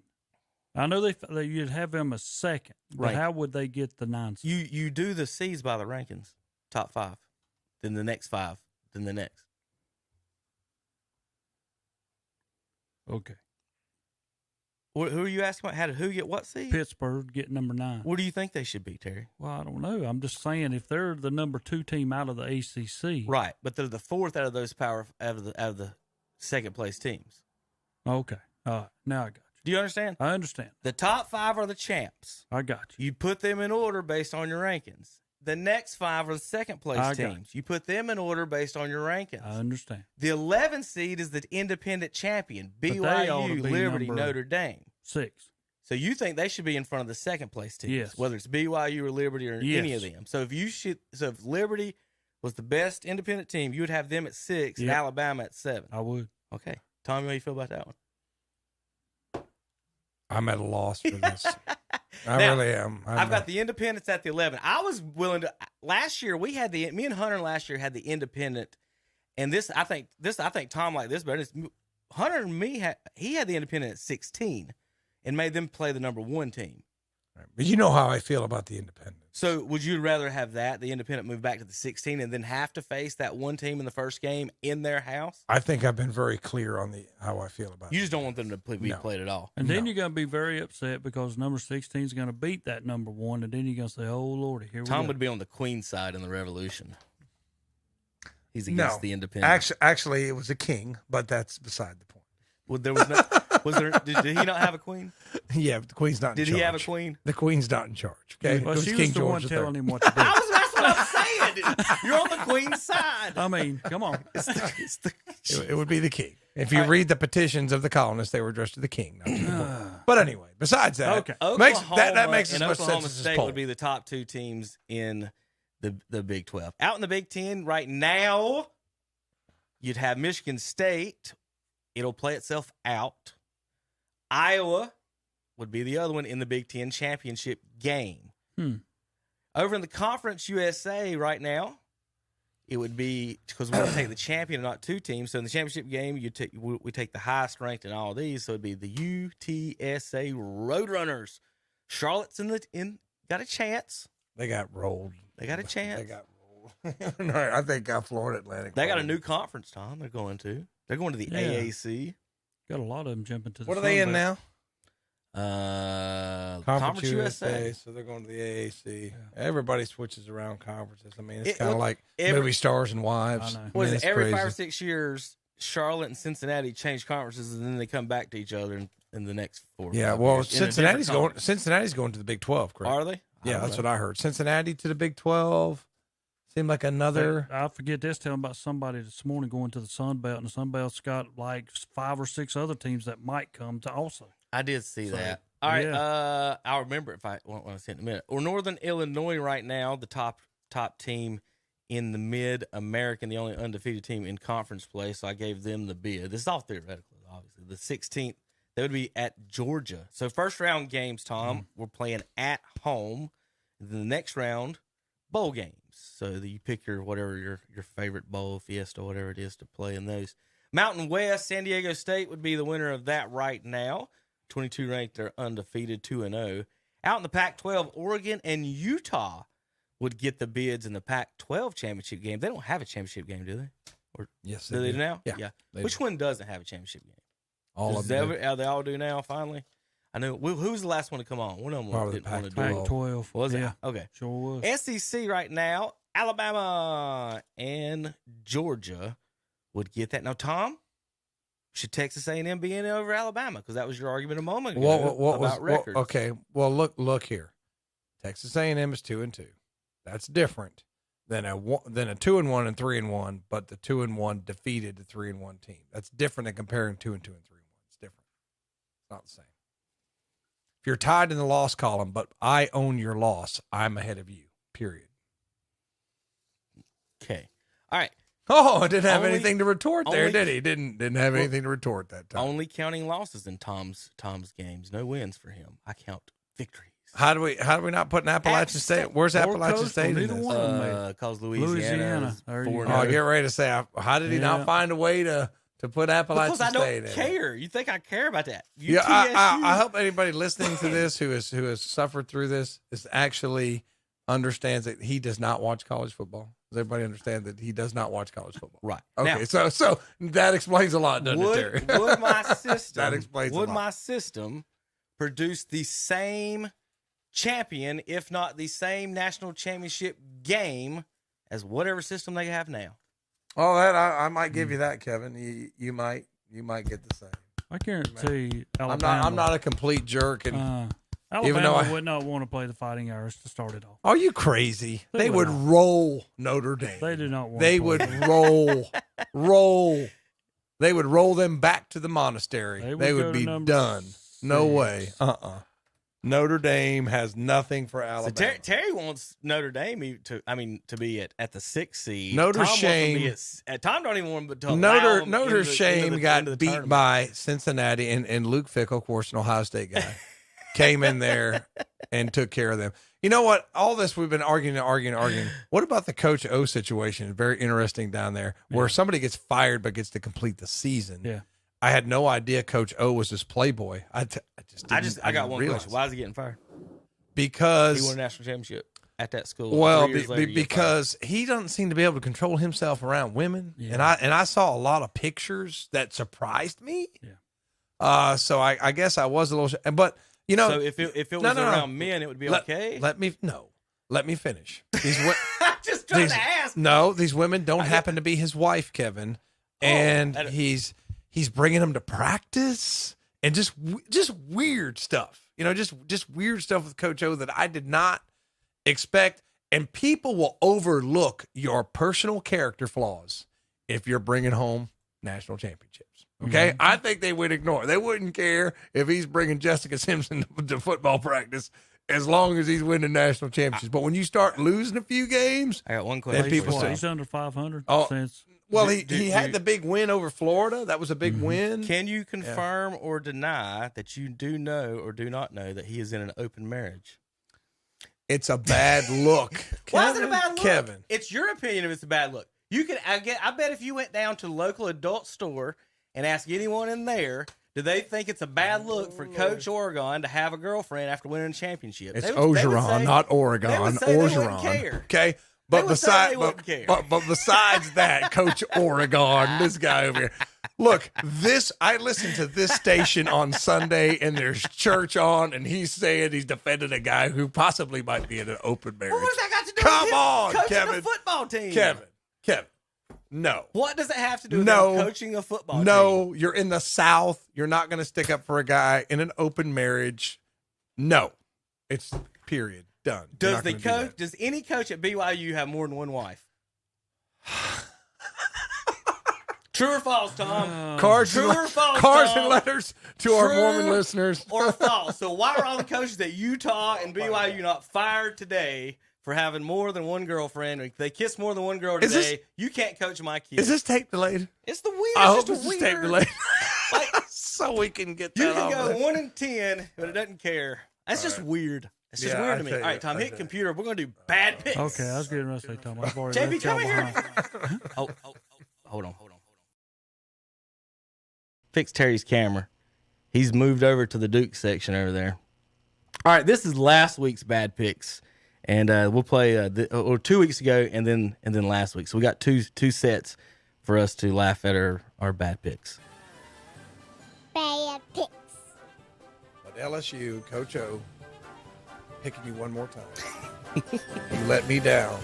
I will never pick you. Are you again. taking notes on the if you let me downs? Yeah, I know. It's like everyone he picks. I know, right? Yeah. He's run out of teams he can pick. So- He's eliminated himself from picking any more teams. Terry, does the Wildcat beat up the Tiger? Nah, Kentucky can't win 2 games back-to-back like this. Beat Florida 1 week, turn around and beat LSU the next week. Nah, like I said last week, kitty. You know, feed them little kitty pads. Not the big ones. You don't feed them Not kitty the pads. You feed them kitty treats. What are you talking A about? little kitty pad. Is there liquor in that cup there? There's something every Saturday. Kentucky wins 42-21 over LSU. Yeah, sometimes when you make picks, you pick the wrong one. The point spread is not enough, and Nebraska wins at home. Michigan wins 32-29 over Nebraska should have won. Bad picks. I got Texas Tech. TCU wins 52-31 over Texas Tech. I'm taking Arkansas on the road. They got to bounce back. Mississippi wins 52 What is this? 51 over Arkansas. Give me Virginia Tech at home. They usually play pretty well at home. Notre Dame doesn't look very good on the offensive side of the ball. Really should have lost that Wisconsin game to a mediocre Wisconsin team. And I'm taking Virginia Tech at home also. Notre Dame wins 32-29 over Virginia Tech. Virginia Tech blew it. Bad picks. Oh, Tom. You going Baylor? I'm going to go West Virginia on the road. Baylor wins 45-20 over West Virginia. Now that was your bad. Louisville favored by 2.5 at home. Never can tell about Virginia. So let's go with the home team. Let's go with Louisville. You going? Virginia wins 34-33 over Louisville. This game will be featured in hell this weekend. You massacred. Go with you, Carl. Yeah, I got the same, Tom. UConn. Oh, God. UMass wins 27-13. Knew it was over coming. UConn. I just started laughing then. Bad picks. I'm picking you, Fighting Mormons. Oh, God. Here we Better go. win. BYU at home. I'm going Boston's. Boise State. Boise State. Not BYU. Boston State. Yeah. Boise State. Boise State. They always seem to beat somebody when they should, and this will be the week as they go into BYU. They and shouldn't defeat beat them. them. They're not the favorite. I don't care. Boise State will beat them. Whatever. Mormons, you let me down. I swear. You put me on the cut next week. I'm going to be very upset. That's it for Boise State Tom's wins upset. 26-17 over BYU. Bad picks. Now, this These is are the games that Aaron Rodgers NFL from 2 weeks ago. on the road. Nobody cares. Might be a shootout. He might toss one up. At the Felt end. like it. Packers win 25-22 over the Bengals. Washington. I've got to go with Washington. They got to keep up with the Cowboys. Yep.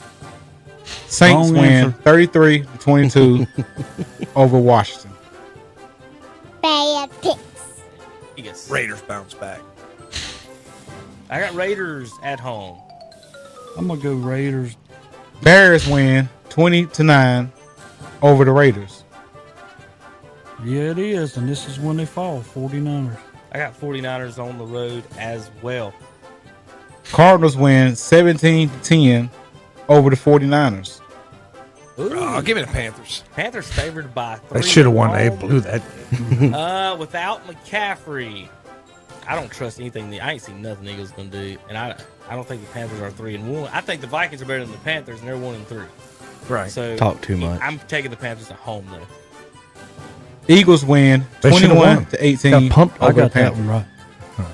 Bad picks. Even though that defense is terrible, Terry. Yeah. I mean, they're I've terrible. told you that at the start of the year.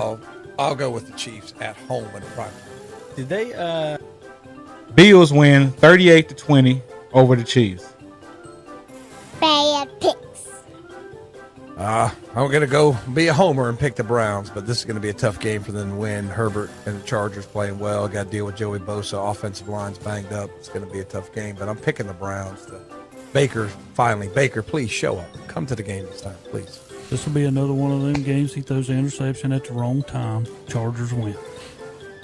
Thanks, Terry. I wouldn't go that.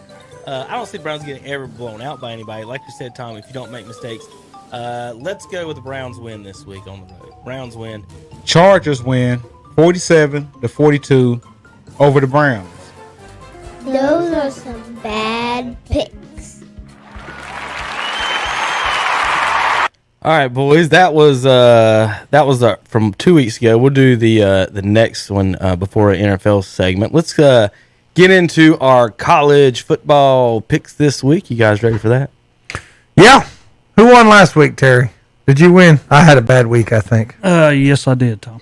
Yeah, I knew that. I saw a lot of my teams going down. I was You like, went man. 6-9. In pro? Well, we're talking about college right now. Yeah. I went 8-7, so I did not do too much better than you. Yeah, it was a rough week. It's 4-2-1 now. Yep. So now you're gonna have to rebound again. I do have to work a lot of Saturdays while Terry can stay home and do his homework, so he has an advantage. What are we picking this week? How many are we picking? How many are we You have an picking? advantage. We're going to do about 15 each week. Is That where sounds like a because winner. NFL's got 16 usually, so okay. I want to stay in Okay. that range. Let me pull it up so I can read them on the screen here. Well, Cincinnati was a tough game today. Yeah, not gonna do that one. Not gonna do that one. Not gonna do that one. Hey, Wake Forest, the number 1 seed in the ACC, is only favored by 3 at Army, West Point, New York.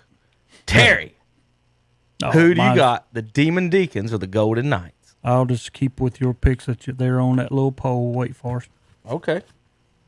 It's a tough one. I'm pulling for Army. I want Army to win, but I think Wake Forest has got enough. I tell you what, though, if they let Army control the football, it could be a long day for them. But let's go with Wake Forest. Wisconsin goes into number 25, Purdue, Wisconsin. Now, Tom wanted Purdue in the playoffs. Purdue is not even favored at home against an unranked 3-3 team. 3.5-point favorites are the Badgers in West Lafayette. Well, Tommy. I think they keep saying that Wisconsin can't lose another game, can they? Yes, they can. You lose at Purdue today. And Purdue made me feel like they knew what they were doing last week, so I'm going to pick them this week. So what does Purdue. what does Vegas have on this? To have the away team that's not ranked favored by 3.5. They'll probably win. Tom, you know, I mean, that's what I'm saying. Like, what does Vegas know that? I mean, obviously, I don't know anything about it, but that Vegas, you guys don't know, or Vegas doesn't even know Purdue's in Indiana. The man. rankings are higher. You know, just wondering in general where Vegas is on that with them being. They probably favorites. know who's on cocaine, who just broke up with a girlfriend. You know, all that stuff. There's something going on. Yeah. Oklahoma State only is underdogs. Here's college football opinion rankings. Tom, A touchdown are a touchdown underdogs at Iowa State. Because Iowa State's underperformed, and Oklahoma State's overperformed. But give me the mullet. Give me Oklahoma State.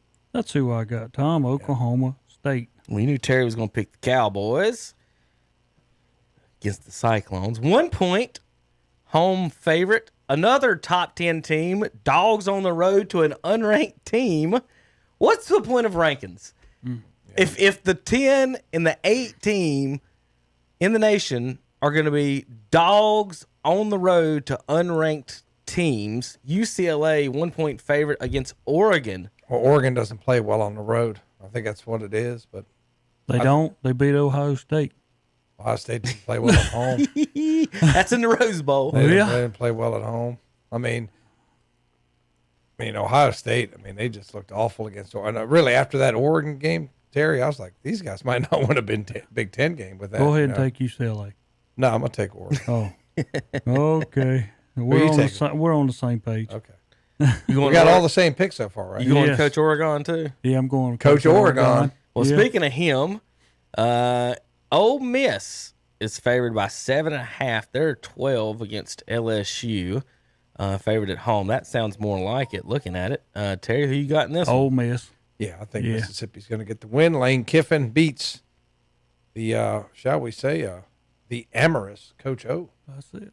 Clemson at Pittsburgh. Now, Terry, before the season, if I'd have told you one was going to be unranked and the other would be 23rd, but Pittsburgh would be favored at home, would you think I was crazy? No, because I'm taking Pittsburgh. I said before the season. Yeah.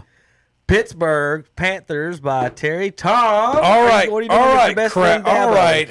I hate Dabo Swinney. Best buddies. Okay, I hate Dabo Swinney. Twinsies. I hate Clemson. I've always hated Clemson. But I think Crabbo is going to go up there and cry his way into a win. I think Clemson goes up there and beats Pittsburgh. Clemson. I hate Pittsburgh too. Yeah, but what I like about this game is you got the number one scoring team at Pittsburgh. I'm a Cleveland fan. Pittsburgh. Pittsburgh went over to Virginia Tech and pretty much dogged them. Who you got? I took Pittsburgh. Okay. Yeah. Clemson find the fighting crybabies of Sweeney find a way to win. Come on, DJ, have a good game. Pizza. San Diego State at Air Force. Big game out west today. In the Mountain West, 6-1 Air Force favored by 3 at home against 22 ranked San Diego State, 6-0. San Diego State. I'm going against you, Terry. I think the Falcons find a way to beat San Diego State. Come on, it's San Diego State. What's their mascot? An Aztec? Weren't the Aztecs conquered by Cortez? That is who's their most famous alumni, Tom? Can you name it? When's the last San time Diego you saw State? Air Yes. Force Marshall ranked? Falk. Tell me. What, Terry? When's the last time you saw Air Force ranked? Last year? Yeah, that won't 6-1 this year, Terry. That won't happen this year. Terry, Tom. they're 6-1.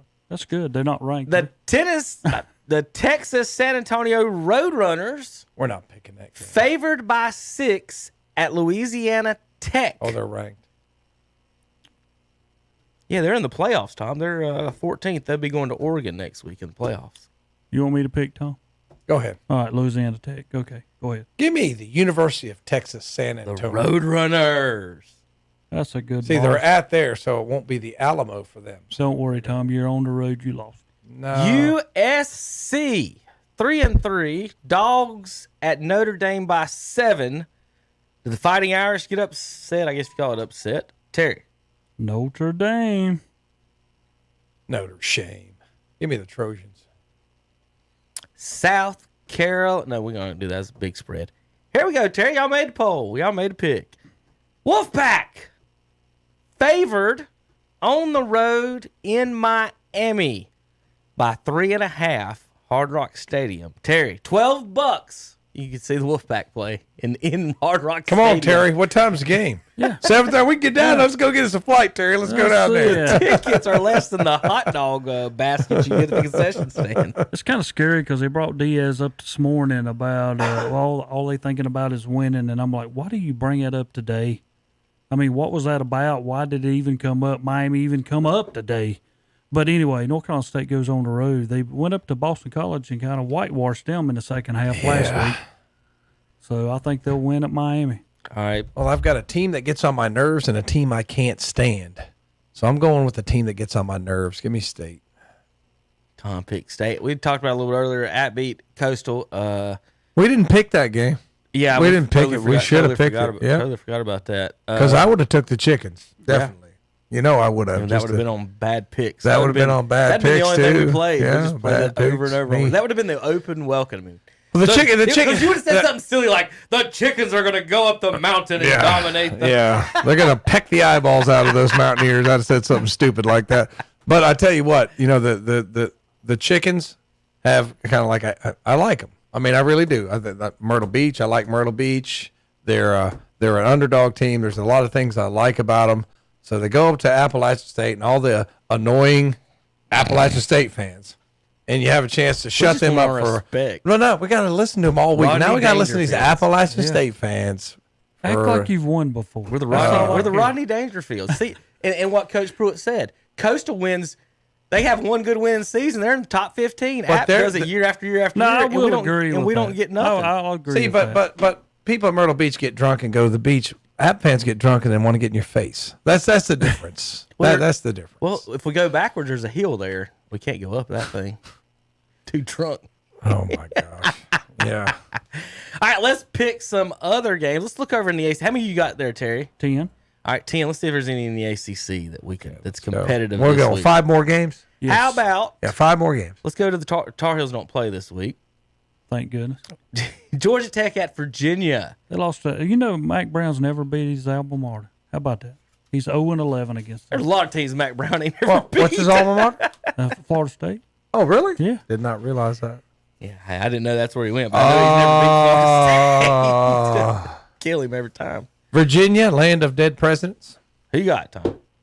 Give me the land of dead presidents. Give me Virginia. See, there's 3 or 4 counties in Western Virginia trying to join West Virginia. That's old news. But there's a constitutional provision for that, so they'll be blocked. Who'd you get, that. Terry? I'm gonna go Georgia Tech on the road. All right. Boston College at Louisville. Cardinals favored by 5 against the Eagles. That's tough. Boston College let me down. They're 0-2 in conference play. Louisville's at home, so they should win. Terry, I guess I'm going to go with Louisville this time, but it's just hard to pick Boston College. I mean, they beat Missouri, an SEC team, and then they lay an egg against NC State, but get blown out. So it's just hard to figure what they're going to do. You took Louisville. I took did. Boston College. Go ahead. There we go. They'll bounce back. Maryland at Minnesota. Terrapins and the Golden Gophers on a battle of 2 of the worst mascots in the country. The Gophers? Come on now. Who wants to watch a gopher and a turtle fight? I imagine the gopher would eventually win. Well, yeah, I guess. Give me Minnesota. I think they got the better coach. I think Maryland's defense is non-existent. I've already picked Minnesota also, Tom. All right, let's go. How many games is that? 2 more? 2 more. Well, then we're just going to go to the Sun Belt for these. All right. I don't know about that. How about what conference is Charlotte in? USA? Yeah, Conference USA. Why are we picking Conference USA games? Go to the SEC, Kevin. We've already done SEC games. Go to the They Big don't 12. even list Go to their the Big conference. 12. Oh, okay, there they are. There we go. We already did. Did that. Go to the Big 12. The Big 12. They got games over there. Those are high scoring affairs. Mountain West would be more fun. You need a random score. We did a little bit of West that. Virginia at TCU. West Virginia's not very good on the road, are they? TCU favored by 4.5. I took them last week. Yeah, I'm gonna take TCU. TCU also. Kansas State at Texas Tech. The line is even. K-State 3-3, 0-3 in conference play. Give me Texas Tech at home. Tom, I'm gonna go with you. Texas. Is Mahomes playing for them today? If Mahomes playing, definitely give me Texas Tech. Oh, let me see. 1, 2, 3, 4, 5, 6. We need one or more oddball somewhere. Or we're gonna end up in a tie. Nevada Wolfpack. 2 words. At Fresno State Bulldogs. Fresno State favored by 3.5. I'm a gambling man. Take Nevada. There you go. I'll take the other one. Fresno State. And that's good. We're good. We're done. Don't do it. I wanted a Gardner Webb or something like Don't that. do it. No, that's 16. Don't do it. We got 7 different. Y'all are no fun. All right, let's see. Let's do bad picks for next week from this past week. Here we go. Tommy, everything's pressed. Would you turn? I don't think you got to do anything. All right. Here we go. This is a bad pick from last week.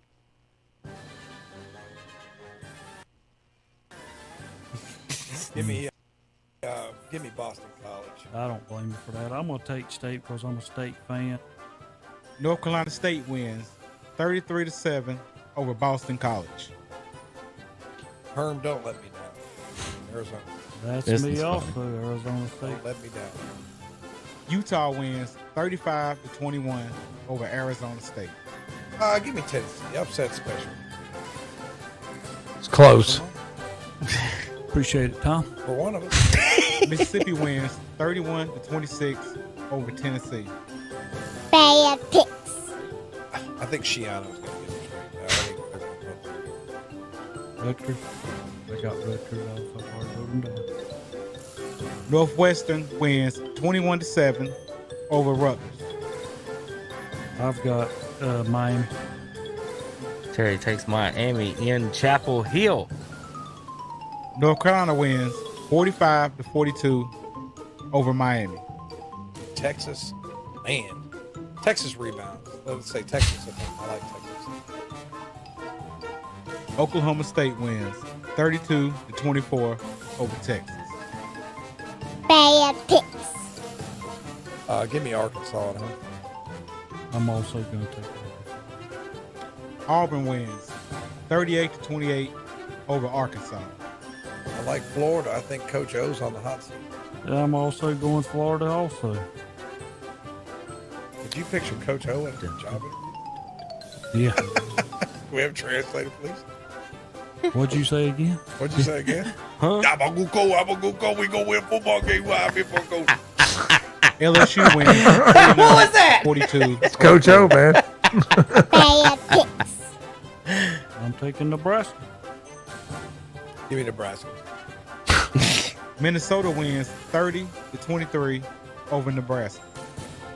Virginia Tech. Me also, Virginia Tech. That's a tough place to go play. 28-7. Tough place to play. Yeah. Pittsburgh wins 28-7 over Virginia Tech. Bad picks. Does Urban Meyer get his first victory not even in this country? No. Or on this continent in the NFL? Urban Meyer is on his way to resignation. I am picking the Jaguars for this victory.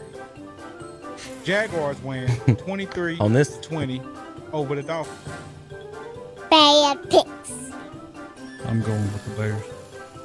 Any particular reason there, Terry? Packers win 24-14 over the Bears. That's all I had to ask. Bad picks. Lions are playing better. Give me the Lions. They're gonna get a win. Bengals win 34-11 over the Lions. Yeah, give me the Broncos. Raiders are gonna be in a tailspin. Yeah. The falter rest of the year. Raiders win 34-24 over the Broncos. Bad picks. Terry. I got Arizona. There's no way Browns can beat them. They're terrible. They're terrible. They got it straight. They getting ready to do I it. was on the fence till Terry did that. Go Browns. Go Dogs. He's going to be on bad picks next week. Now I'm Cardinals win 37-14 over the Browns. So I have nothing for them or that franchise. Go Chargers. I hate care. them. I'm trying to beat him, Chargers. so I don't hear his mouth. Ravens win 34-6 over the Chargers. Those are some bad picks. All right, JP, we'll take a break. When we come back, we'll do more bad NFL picks. And also, speaking of games, we are I'm going to unveil my power poll to make Tom mad. But more importantly, we are going to pick our playoff teams that we didn't before the season.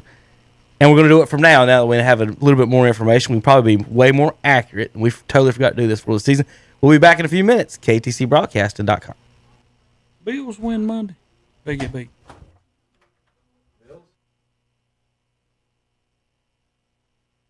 Their professional, certified fitters will provide you with the right services and educational support that you need.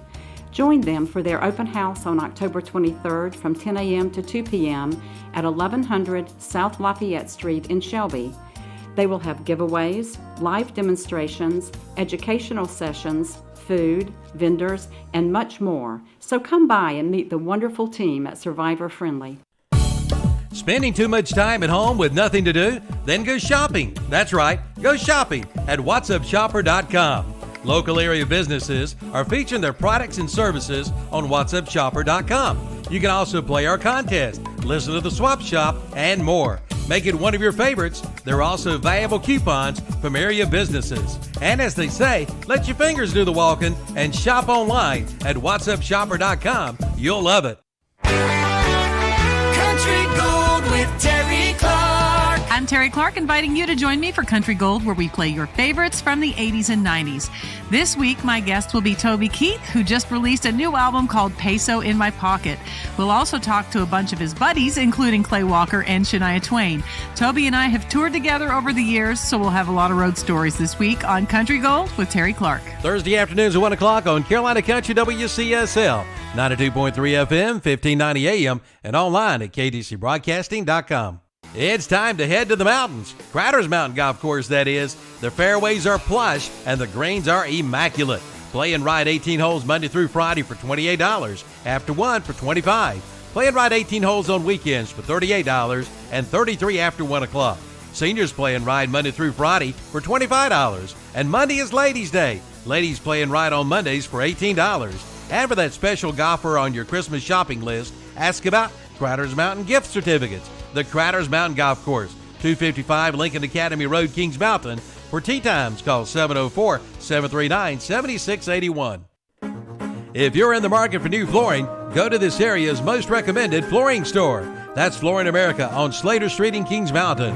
Flooring America in Kings Mountain is where friends send friends for their flooring needs. And right now, you'll find the ever-popular luxury vinyl plank for only $2.99 a square foot. That's right, only $2.99 a square foot. All during the Fresh Start Flooring Sale. Give your home a refresh with one stop at Flooring America, 602 Slater Street in Kings Mountain, online at flooringamericakingsmountain.com. It's simple. Simply Southern, that is, at the Falston Pharmacy. Just arrived a big new shipment of Simply Southern merchandise, including pullovers, long-sleeve t-shirts, and jackets. Come check out the selection. And don't forget to get your flu shot at both the Falston Pharmacy and Medical Center Pharmacy in Cherryville. And use their convenient drive-through windows. The Falston Pharmacy, Highway 18 North in Falston, and Medical Center Pharmacy, 607 East Academy Street in Cherryville. And we're back on Saturday Morning Sports Talk with Kevin and the gang. I was a little behind. I can only put 4 in from last year. Yes, we're doing. Remember, we got to take 3 out because on average, 3 teams always miss. We're playing playoff picks for. We usually do this before the season. We kind of forgot to do this, so we're going to do it today. I took the Colts out. So this is the way it works, folks. On average,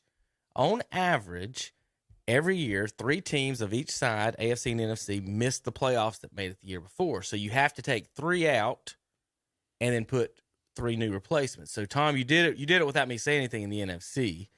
We're over in the AFC now. Tom's picking his teams. In his NFC playoff teams, he's got Green Bay, Tampa, Rams, Cowboys, Cardinals, Saints, and Vikings. Now, in the AFC, we've got to a point where you've got 4 in there from last year, Tom. I mean, but if I take one of those teams out, I got to put 5 from last year. One of them have to come out. So Browns, Chiefs, Titans, Bills, or Ravens have to come out. If I take one of those out, now I got to put New England. They're not going to make it. Indianapolis, they're not going to. Well, they made it last year. Cincinnati, the Chargers. Denver's not going to make it. Oh, the Chargers. Yeah, give me the Chargers. You want to put the Chargers in there? Yeah. Who are you going to take out, though? See, but I still got to do one more. I got to take one out and put another one in. I don't think any other team. You've got 5 still in there. You can only have 4 from last year in the playoffs. So one of these has got to go. Got to be brave, Tom. Got to be brave. All right. Well, out of that, because they have the most injuries, the Browns, because they're so banged up. So Browns back Talking out. About sitting them, and then I got to put some crappy team in there that I don't think's going to make it. I just don't like the rules here. But probably Pittsburgh. If Cleveland doesn't make it, Pittsburgh does. They can't. They was in it last year. You're down to. I mean, you're down to Denver. This is another dumb thing. It happens every. Terry, does it not happen every year? It does. Yeah, but it doesn't matter. I want to put who I think will be in the playoffs. Cincinnati, Denver. Give me Cincinnati or New England. Give me Cincinnati. Denver and New England aren't going to make the playoffs.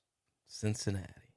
But I don't think Cincinnati's going to, like in a grudge match against Now, Pittsburgh, I can add some of these teams I didn't put the bottom 10 teams in if you think Miami or the Jets are going to make a run.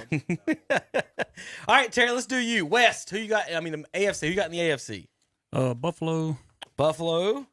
Baltimore. Baltimore from last year. That's 2. Yeah, Tennessee. Tennessee is 3 from last year. All right, then we're going to go Raiders, Chargers. Raiders did not make the playoffs last year, and the Chargers did not. So Raiders and Chargers. So I'm with one more team that did not. One more that did not, and one that did. Okay. One that did and one that did not. Whoa. It's tough on this AFC side. It is. I 100% agree. I'm going to go Kansas City. They did. Okay. Now I got to pick one that did not. Right. Which is down in the bottom, which is Lordy. Denver, Cincinnati. That's all you got left. That's it. Everybody else is 1-5 or 1-4 in the AFC. Denver's not going to make it. No. So you've got Cincinnati. So Tom and we're all probably going to have the same teams once I look at it in that order, especially on this side in the AFC. I think you're right. We're all going to have the same AFC teams going forward from there. But picking this before the season would have been different, obviously. But we're sitting in the middle of the season. One of us might have had Miami in there. None of us would have been picking Cincinnati. No, I'm gonna be honest. None of us would. No, we wouldn't. We'd been on the Browns but again, you got to take 3 out, and that's what's difficult. That's what makes this difficult. All right, Terry, who you got in the NFC? All right, flip to the NFC. Oh, you want to see the standings? Yeah. Might as well look at it while it's here. Yeah, there you go. Yeah, Dallas, Green Bay. So you got Cowboys that didn't make it last year. All right. Green Bay did make it last year. Let's go with Tampa Bay. Did make it. Tampa. Arizona. You've got Arizona who didn't make it last year in. The Rams. The Rams who did last year. So now I'm picking a non. Panthers. No. Eagles. Vikings. 49ers. Falcons are teams still available. Panthers, Eagles, Vikings, 49ers, and Falcons. Terry. My Lord. Is this not hard? Minnesota. Minnesota is Terry's 4th team. All right, now who's the 4th team that makes the playoffs again? Who comes back? Saints, Seahawks, Washington, or Chicago? Chicago. Terry goes Chicago. So there's their picks. I'll let you guys comment, thoughts, suggestions. Who's your favorites going forward right now? If you're picking a Super Bowl contest now, Tom, between your playoff teams and then Terry between yours, who do you guys have in the playoffs? Well, even though they lost the other night, I still think Buffalo is going to make the Super Bowl from the AFC. And from the NFC, right now, I think I like the Los Angeles Rams, Terry. They're playing good football. And they proved me wrong because I thought, oh, Matt Stafford, no, that's not the answer. And that shows why I'm in here with you, Terry, and not GM and some professional football team. I guess so. Mine, and I'm also going with Buffalo because I think the other night was a little fluke. I mean, you got to kick a field goal, tie the game, go in overtime. You got to believe in your team. I just thought that we was kind of being a little pushy at the end of that game. But anyway, I take Buffalo, and on the opposite side, I honest to goodness, I'm telling you, Dallas is going to make it. All right. We got into the nonsense part of the question. All right, let's go to the scores and predictions for this week as I work on mine. Washington at Green Bay. Packers favored by 8 at home. Tommy. Green Bay. They're playing well. Rodgers is playing well. Green Bay. Packers for me. Chiefs at Titans. Chiefs favored by 4.5. You know, I would go with the Titans, but they're on a short week after a big win. Do the Chiefs have enough defense, though, Terry? I don't know. I'm going to go with the Chiefs. Their backs are. They have to win this game, Terry. They have to win. If they don't, they're 3-4. Yeah, and they'll lose, and Titans will be ahead of them. Wow, way ahead of them. They're already ahead of them, Terry. Yeah, we'll just open it up. I got Titans as well. Listen, and if you'll look over on my sheet, ladies and gentlemen, boys and girls, children of all ages, I do not have the Chiefs making the playoffs. Now, if that's being doing Tom's thing where you got to take the 3 off and hate if I'm forced to do that. Just looking ahead, I don't like their defense. They at have all. done 2 things this year. And one of them, their defense got worse, which I said that from day one that we ever come in here. And number 2, Mahomes has not learned yet hit the short passes. He's still trying to beat everybody deep, and everybody's already used to that. They learned from Tampa Bay. I mean, I just didn't see. I agree, Terry. Like, and your deep threat's only 5'4". So if he's not wide open, you're not hit. He's not catching it. That's it. I think he's taller than 5 foot. He's got to be. But my point is, he's not Randy Moss or Calvin Johnson. You just can't just toss it up to his Tyreek wide Hill. receivers. Yeah, you just can't toss it up and go get it. They have to be open for him to hit those. All right, so Falcons at Dolphins this week. Ooh. That's a good way to put that, Terry. Is ooh. Falcons favored by 2.5 at home. Matty Ice. No, the Dolphins are at home. I mean, Dolphins favored by or Dogs at home 2.5. Good grief. Falcons favored by 2.5 on the road. Terry, what you got? I got the Falcons. Dolphins win. Y'all went 2-0 on a terrible team, so I know I got to go to the other one. Just Flores needs to learn how posterity. to control clock at the end. Yeah. He blew the game last week. I mean, I'm sorry, Coach. You did it. I told you Urban Meyer was going to win that game. 85 degrees in Miami. Ugh. Oh, that sounds awesome. Jets at Patriots. It's 57 degrees. That's my weather. Patriots. Patriots favored by 7 at home. 1-4 at 2-4. Patriots. I'm going to go New England. Rookie quarterback will not beat Bill Belichick.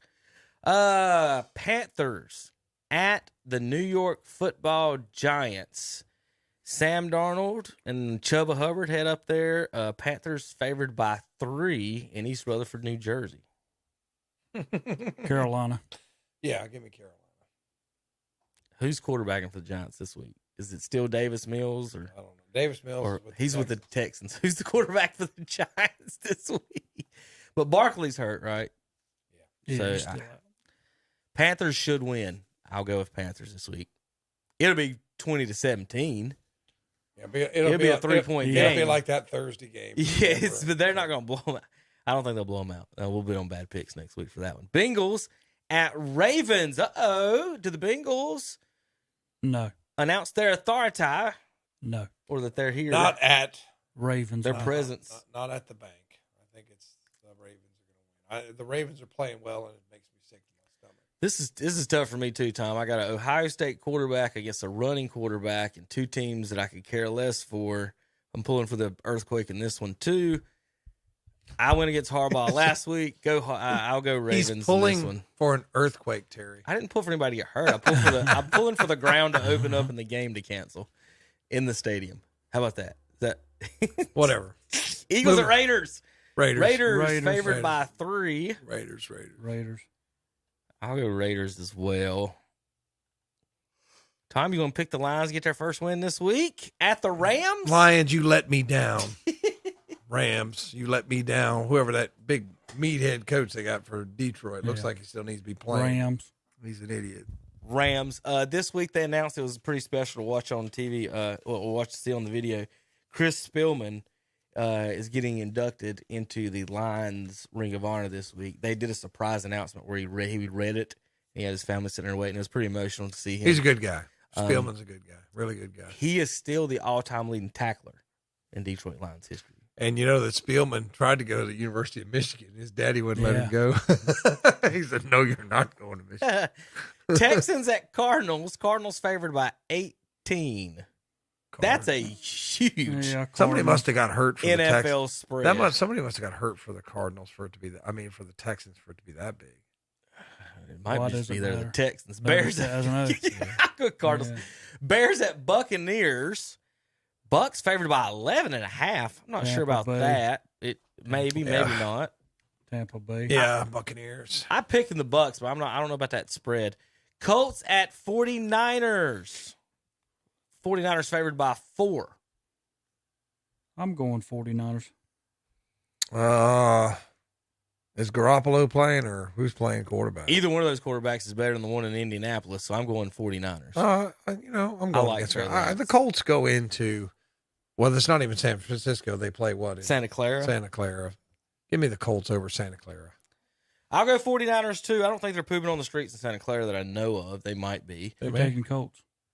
Saints at Seahawks. Yeah, I took the Colts. Okay. Saints at Seahawks. Seahawks with their backup quarterback will lose. Gino, who if I told you 3 years ago, Tom, or last year, or just last year. Next year, we get to watch Jameis Winston against Geno Smith on Monday Night Football. Would y'all be excited about that one? This is a garbage game. Saints. I don't think it's a garbage game. I think the Saints, with a win there, they're at 4-2, Kevin. Yeah.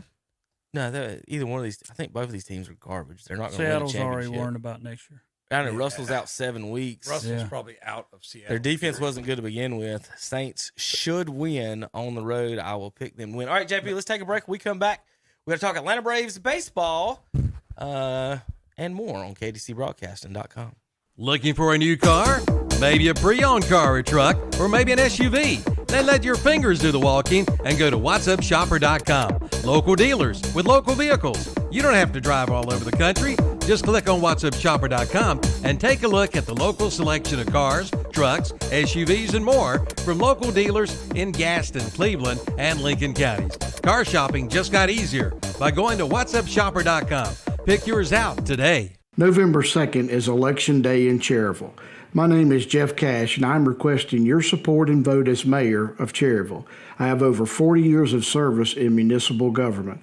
A vote for Jeff Cash is not a vote for a politician. It's a vote for servant leadership. Please elect a mayor with leadership skills, integrity, vision, passion, and experience. Please visit my website for more information at www.jeffcash4mayor.com. On November 2nd, please cast your vote for Jeff Cash for mayor of Cherryville, a vote for the future. Paid for by the committee to elect Jeff Cash for mayor. Ella Beam of Burns High School is this month's McDonald's KTC Broadcasting WhatsUpShopper.com Scholar Athlete of the Month.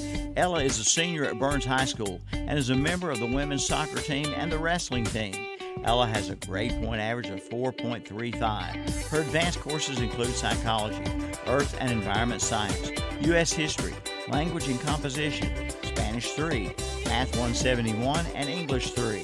Her extracurricular activities include being a member of the ROTC, mission trips, and hog farming. Ella is a member of the Pleasant City Church in Shelby, a member of the youth group, and teaches Sunday school. Community activities include stadium cleanup, color guard, and student activities. After graduation, Ella plans to wrestle in college and pursue the Paris 2024 Olympics. She would also like to do social work or law enforcement. The McDonald's KTC Broadcasting WhatsUpShopper.com Scholar Athlete Award is to recognize a student athlete not only for accomplishments in athletics, but also for overall achievements in the classroom and for overall school and community citizenship.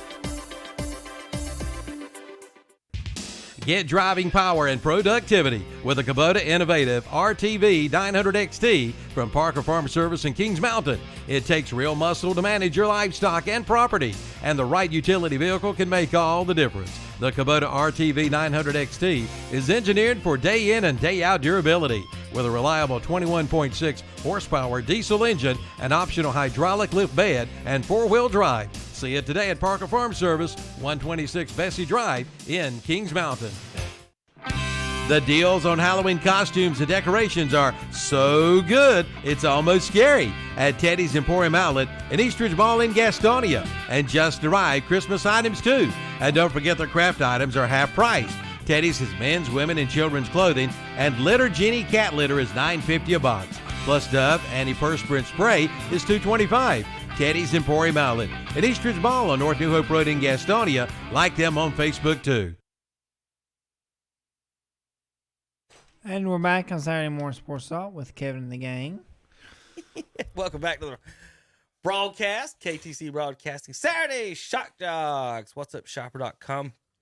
I was trying to make my Super Bowl picks. I pulled up the defenses, Tom, and as you know, my thing is the top 12 defenses have won 50 of 55 Super Bowls. And looking at the top 12 defenses right now, only a couple of them have a quarterbacks that I would rely on. But the thing is, look at who's 1-3. Buffalo and Arizona. And that has to be your favorite right now, I think, across the board. That would be my Super Bowl pick right now for those two teams to play. Two teams with white helmets. That would drive me crazy. I don't like white helmets. Don't know why. But look at the Bengals defense. The Bengals are in 5 and Saints are 4. So Drew Brees, if you guys want to make a playoff run, I'd be calling him right about now. Bengals sitting at 5. Panthers fans, you're at 6. Ravens 7. Bears 8. Rams 9. Patriots 10. Colts 11. Pittsburgh 12. Of those 12 teams, Roethlisberger, maybe Stafford, maybe Josh Allen. I don't trust any of those quarterbacks. We've run out of old guys to trust. Where's Dallas? See, this is where this is far-fetched. Tom, how many teams are on the list right now? If we were no good, it's a big thing. But when you're that far down, I mean, we're giving up points when the game is over. Oh, here we go, Tom. We've done That's the only time they give up points. Well, it's not totally inaccurate, Kevin. But nobody else gives up points. Yeah, I mean that is not totally inaccurate either. I mean, it's hard. It's hard to. What I'm saying, it's hard to gauge. Well, there's 32 teams. Dallas right now is 28, 27, 26, 25, 24, 23, 22, 21, 20 in scoring defense. The key number on those is if you split the league in 3 real quick before we get to the Braves, 10, 10, and 10, or 11, 11, and 10, however you want to do it. There's 32 teams. That's how you can figure out if you've got a good defense. Well, after the top 12 in Pittsburgh, then the next 10 is Packers, Vikings, Browns. These are your average defenses. Packers, Vikings, Browns, 49ers, Raiders, Bucks, Jets, and then Cowboys are on the end of average, almost bad. Bad defenses. Washington, Atlanta, Giants, Dolphins, Chiefs, Texans, Jaguars, Lions, Titans, Eagles are your bottom 10. So sitting there on the bottom, Terry, them, Jets, Bucks, Raiders, Vikings, Browns. I don't trust any of the defenses. Where's the Chiefs at the bottom? They're really bad. They're down in 20s. That's why I told them. That's why I took them out of my playoffs. 29. They're and 28. And all I've ever heard from Washington fans this year is our defense, man. We've got people all over the Washington's place. worst defense in the NFL. They give Really? up more. Wow. Yeah, they give up more points than anybody. They talked all year about they were going to have a good defense to be the best in the NFL. We got Ryan Fitzpatrick going to make a run. Now you got Taylor Heineke and the worst defense in the NFL. You have nothing and no logo, no name. I can't believe that defense is that's just shocking. It's time to send Washington down and bring Alabama up or Georgia, whoever. Bring Appalachian up. That's amazing how I mean that's all they talked about. That's all they talked about. All right, Major League Baseball playoffs. The Braves play tonight at 8:00 on KTC Broadcasting. It's 3-2. .com. Yep, 3-2. The ESPN. Did y'all see not going to get what did y'all they see want. the Little League strike that the Dodgers guy hit out of the park and the one up at the letters and he hit it? That's what we were talking about, the high strike.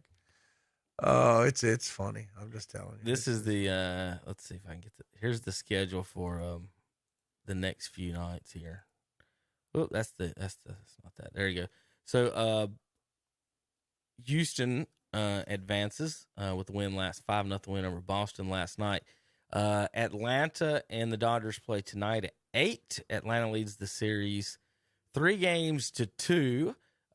Game 7 will be tomorrow at 7:30 if they play. Yeah. Terry, hey, you got the Braves and Dodgers. Are you surprised? Honestly, I thought whoever won the Braves and Brewers series the way the season went up was going to maybe even get swept by Dodgers or Giants. Braves in the lead right now, with their injuries and the stuff that they had this year, they're hot. But how do you see how the Braves have got here and moving forward? Can they get back to the World Series first time in 25 years or so? Well, yeah, and that's what I'm looking for. I mean, on the other side, they showed where Boston in the last 3 games were like 0 for 17 with runners in scoring position. So that's how come they didn't make it. And for the Braves, hey, I mean, they're my second favorite team from my grandpa, but I hope they make it. I mean, I don't like the Dodgers. I don't know how many people do, unless you're a Dodger fan.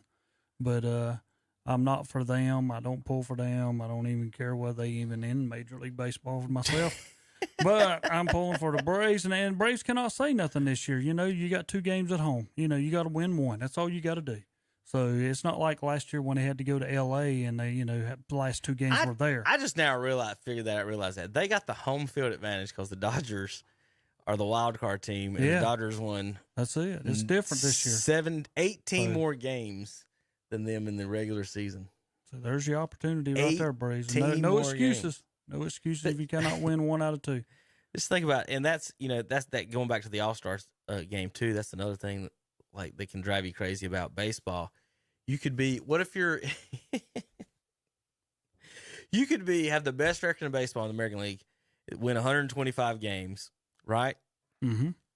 Your American League loses the All-Star game. You go to you play a wild card team in the World Series and they get home field advantage, and you could have 20-some more wins than them, and they because they won the All-Star game. And think about it. This year you could have in the World Series no San Francisco Giants, no LA Dodgers, no Tampa Bay, Rays. I mean, you could have a lot of 100-win teams that didn't even make it. Houston Astros, the 3rd biggest market. So if you're looking at it in that perspective, both teams batting .244 on the season. Dodgers scored 40 more runs than the Braves. ERAs, Dodgers 3.01, 3.88. And I don't know why the Dodgers hadn't decided who's pitching yet. It's 10 o'clock a game day. That shouldn't that have been decided by now. Ian Anderson going tonight for the Braves. Terry, do you got the Braves winning and moving on? I do. I think it'll be over tonight. Okay. Go Braves. Tommy says go Braves. Go Braves. All right, real quick, finish up the show. We got to go back over the NASCAR schedule for this weekend. Also, NBA started this week. Of course, we don't do much talking about it until about the football season's over. News and notes about that. Did you see, real quick, the big argument this week was Ben Simmons walked out on his team, basically got suspended. Then the NBA put out its 75th anniversary team. Did either of you see that? No. There's a big controversy about that. Tell you some people who were not on it. Tracy McGrady. T-Mac. Vince Carter. Dwight Howard. Dwight Howard shouldn't be on. Not on the top Terry. He should not. Okay. He tried to start an argument last night with Davis. Anthony Davis was on it. Well, I mean, that almost happened last night.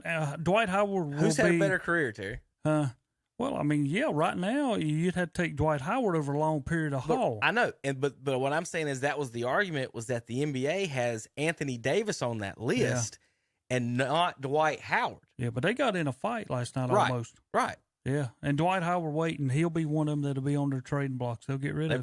They'll probably end up will.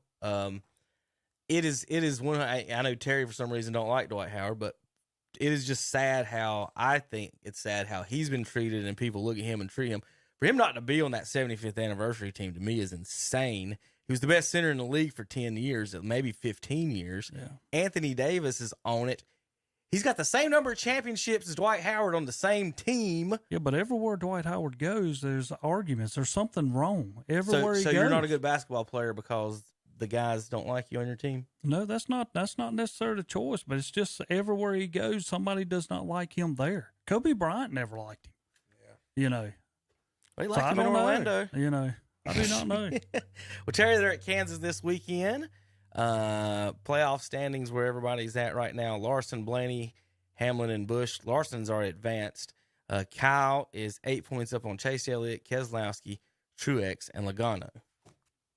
You do not want to go to the last race with Martin Truex or Joey Logano or Brad Keselowski. Well, I mean, heck, even Chase Elliott. It's going to come down to Martinsville of who gets in and who gets out, and it might be Kyle Busch. Kyle Busch is going to have a great race this week. He's got to get ahead of Denny Hamlin.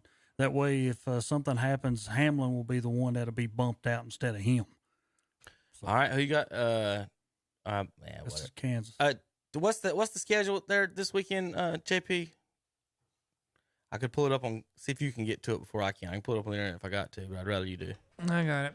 Okay, 23. All right. Today we have the Kansas Lottery 300 at 2:30 p.m. Yep. LA Dodgers, Atlanta Braves at 4:50 p.m. Tomorrow we have the Hollywood Casino 400 at 2. The Carolina Panthers at the New York Giants at 12, and the LA Dodgers at Atlanta Braves at 7:20. All righty. All right. Real quick on that, I forgot to show. I didn't pull it up for the show. Coastal's equipment truck got stuck on the hill of the mountain up there near the stadium trying to turn around before the game. That's what people were tweeting and laughing at him about that one. Here's some of the players on that team that are better than Dwight Howard. Paul Ariza, Dave Bing, Dave Cowens, Dave DeBuscher,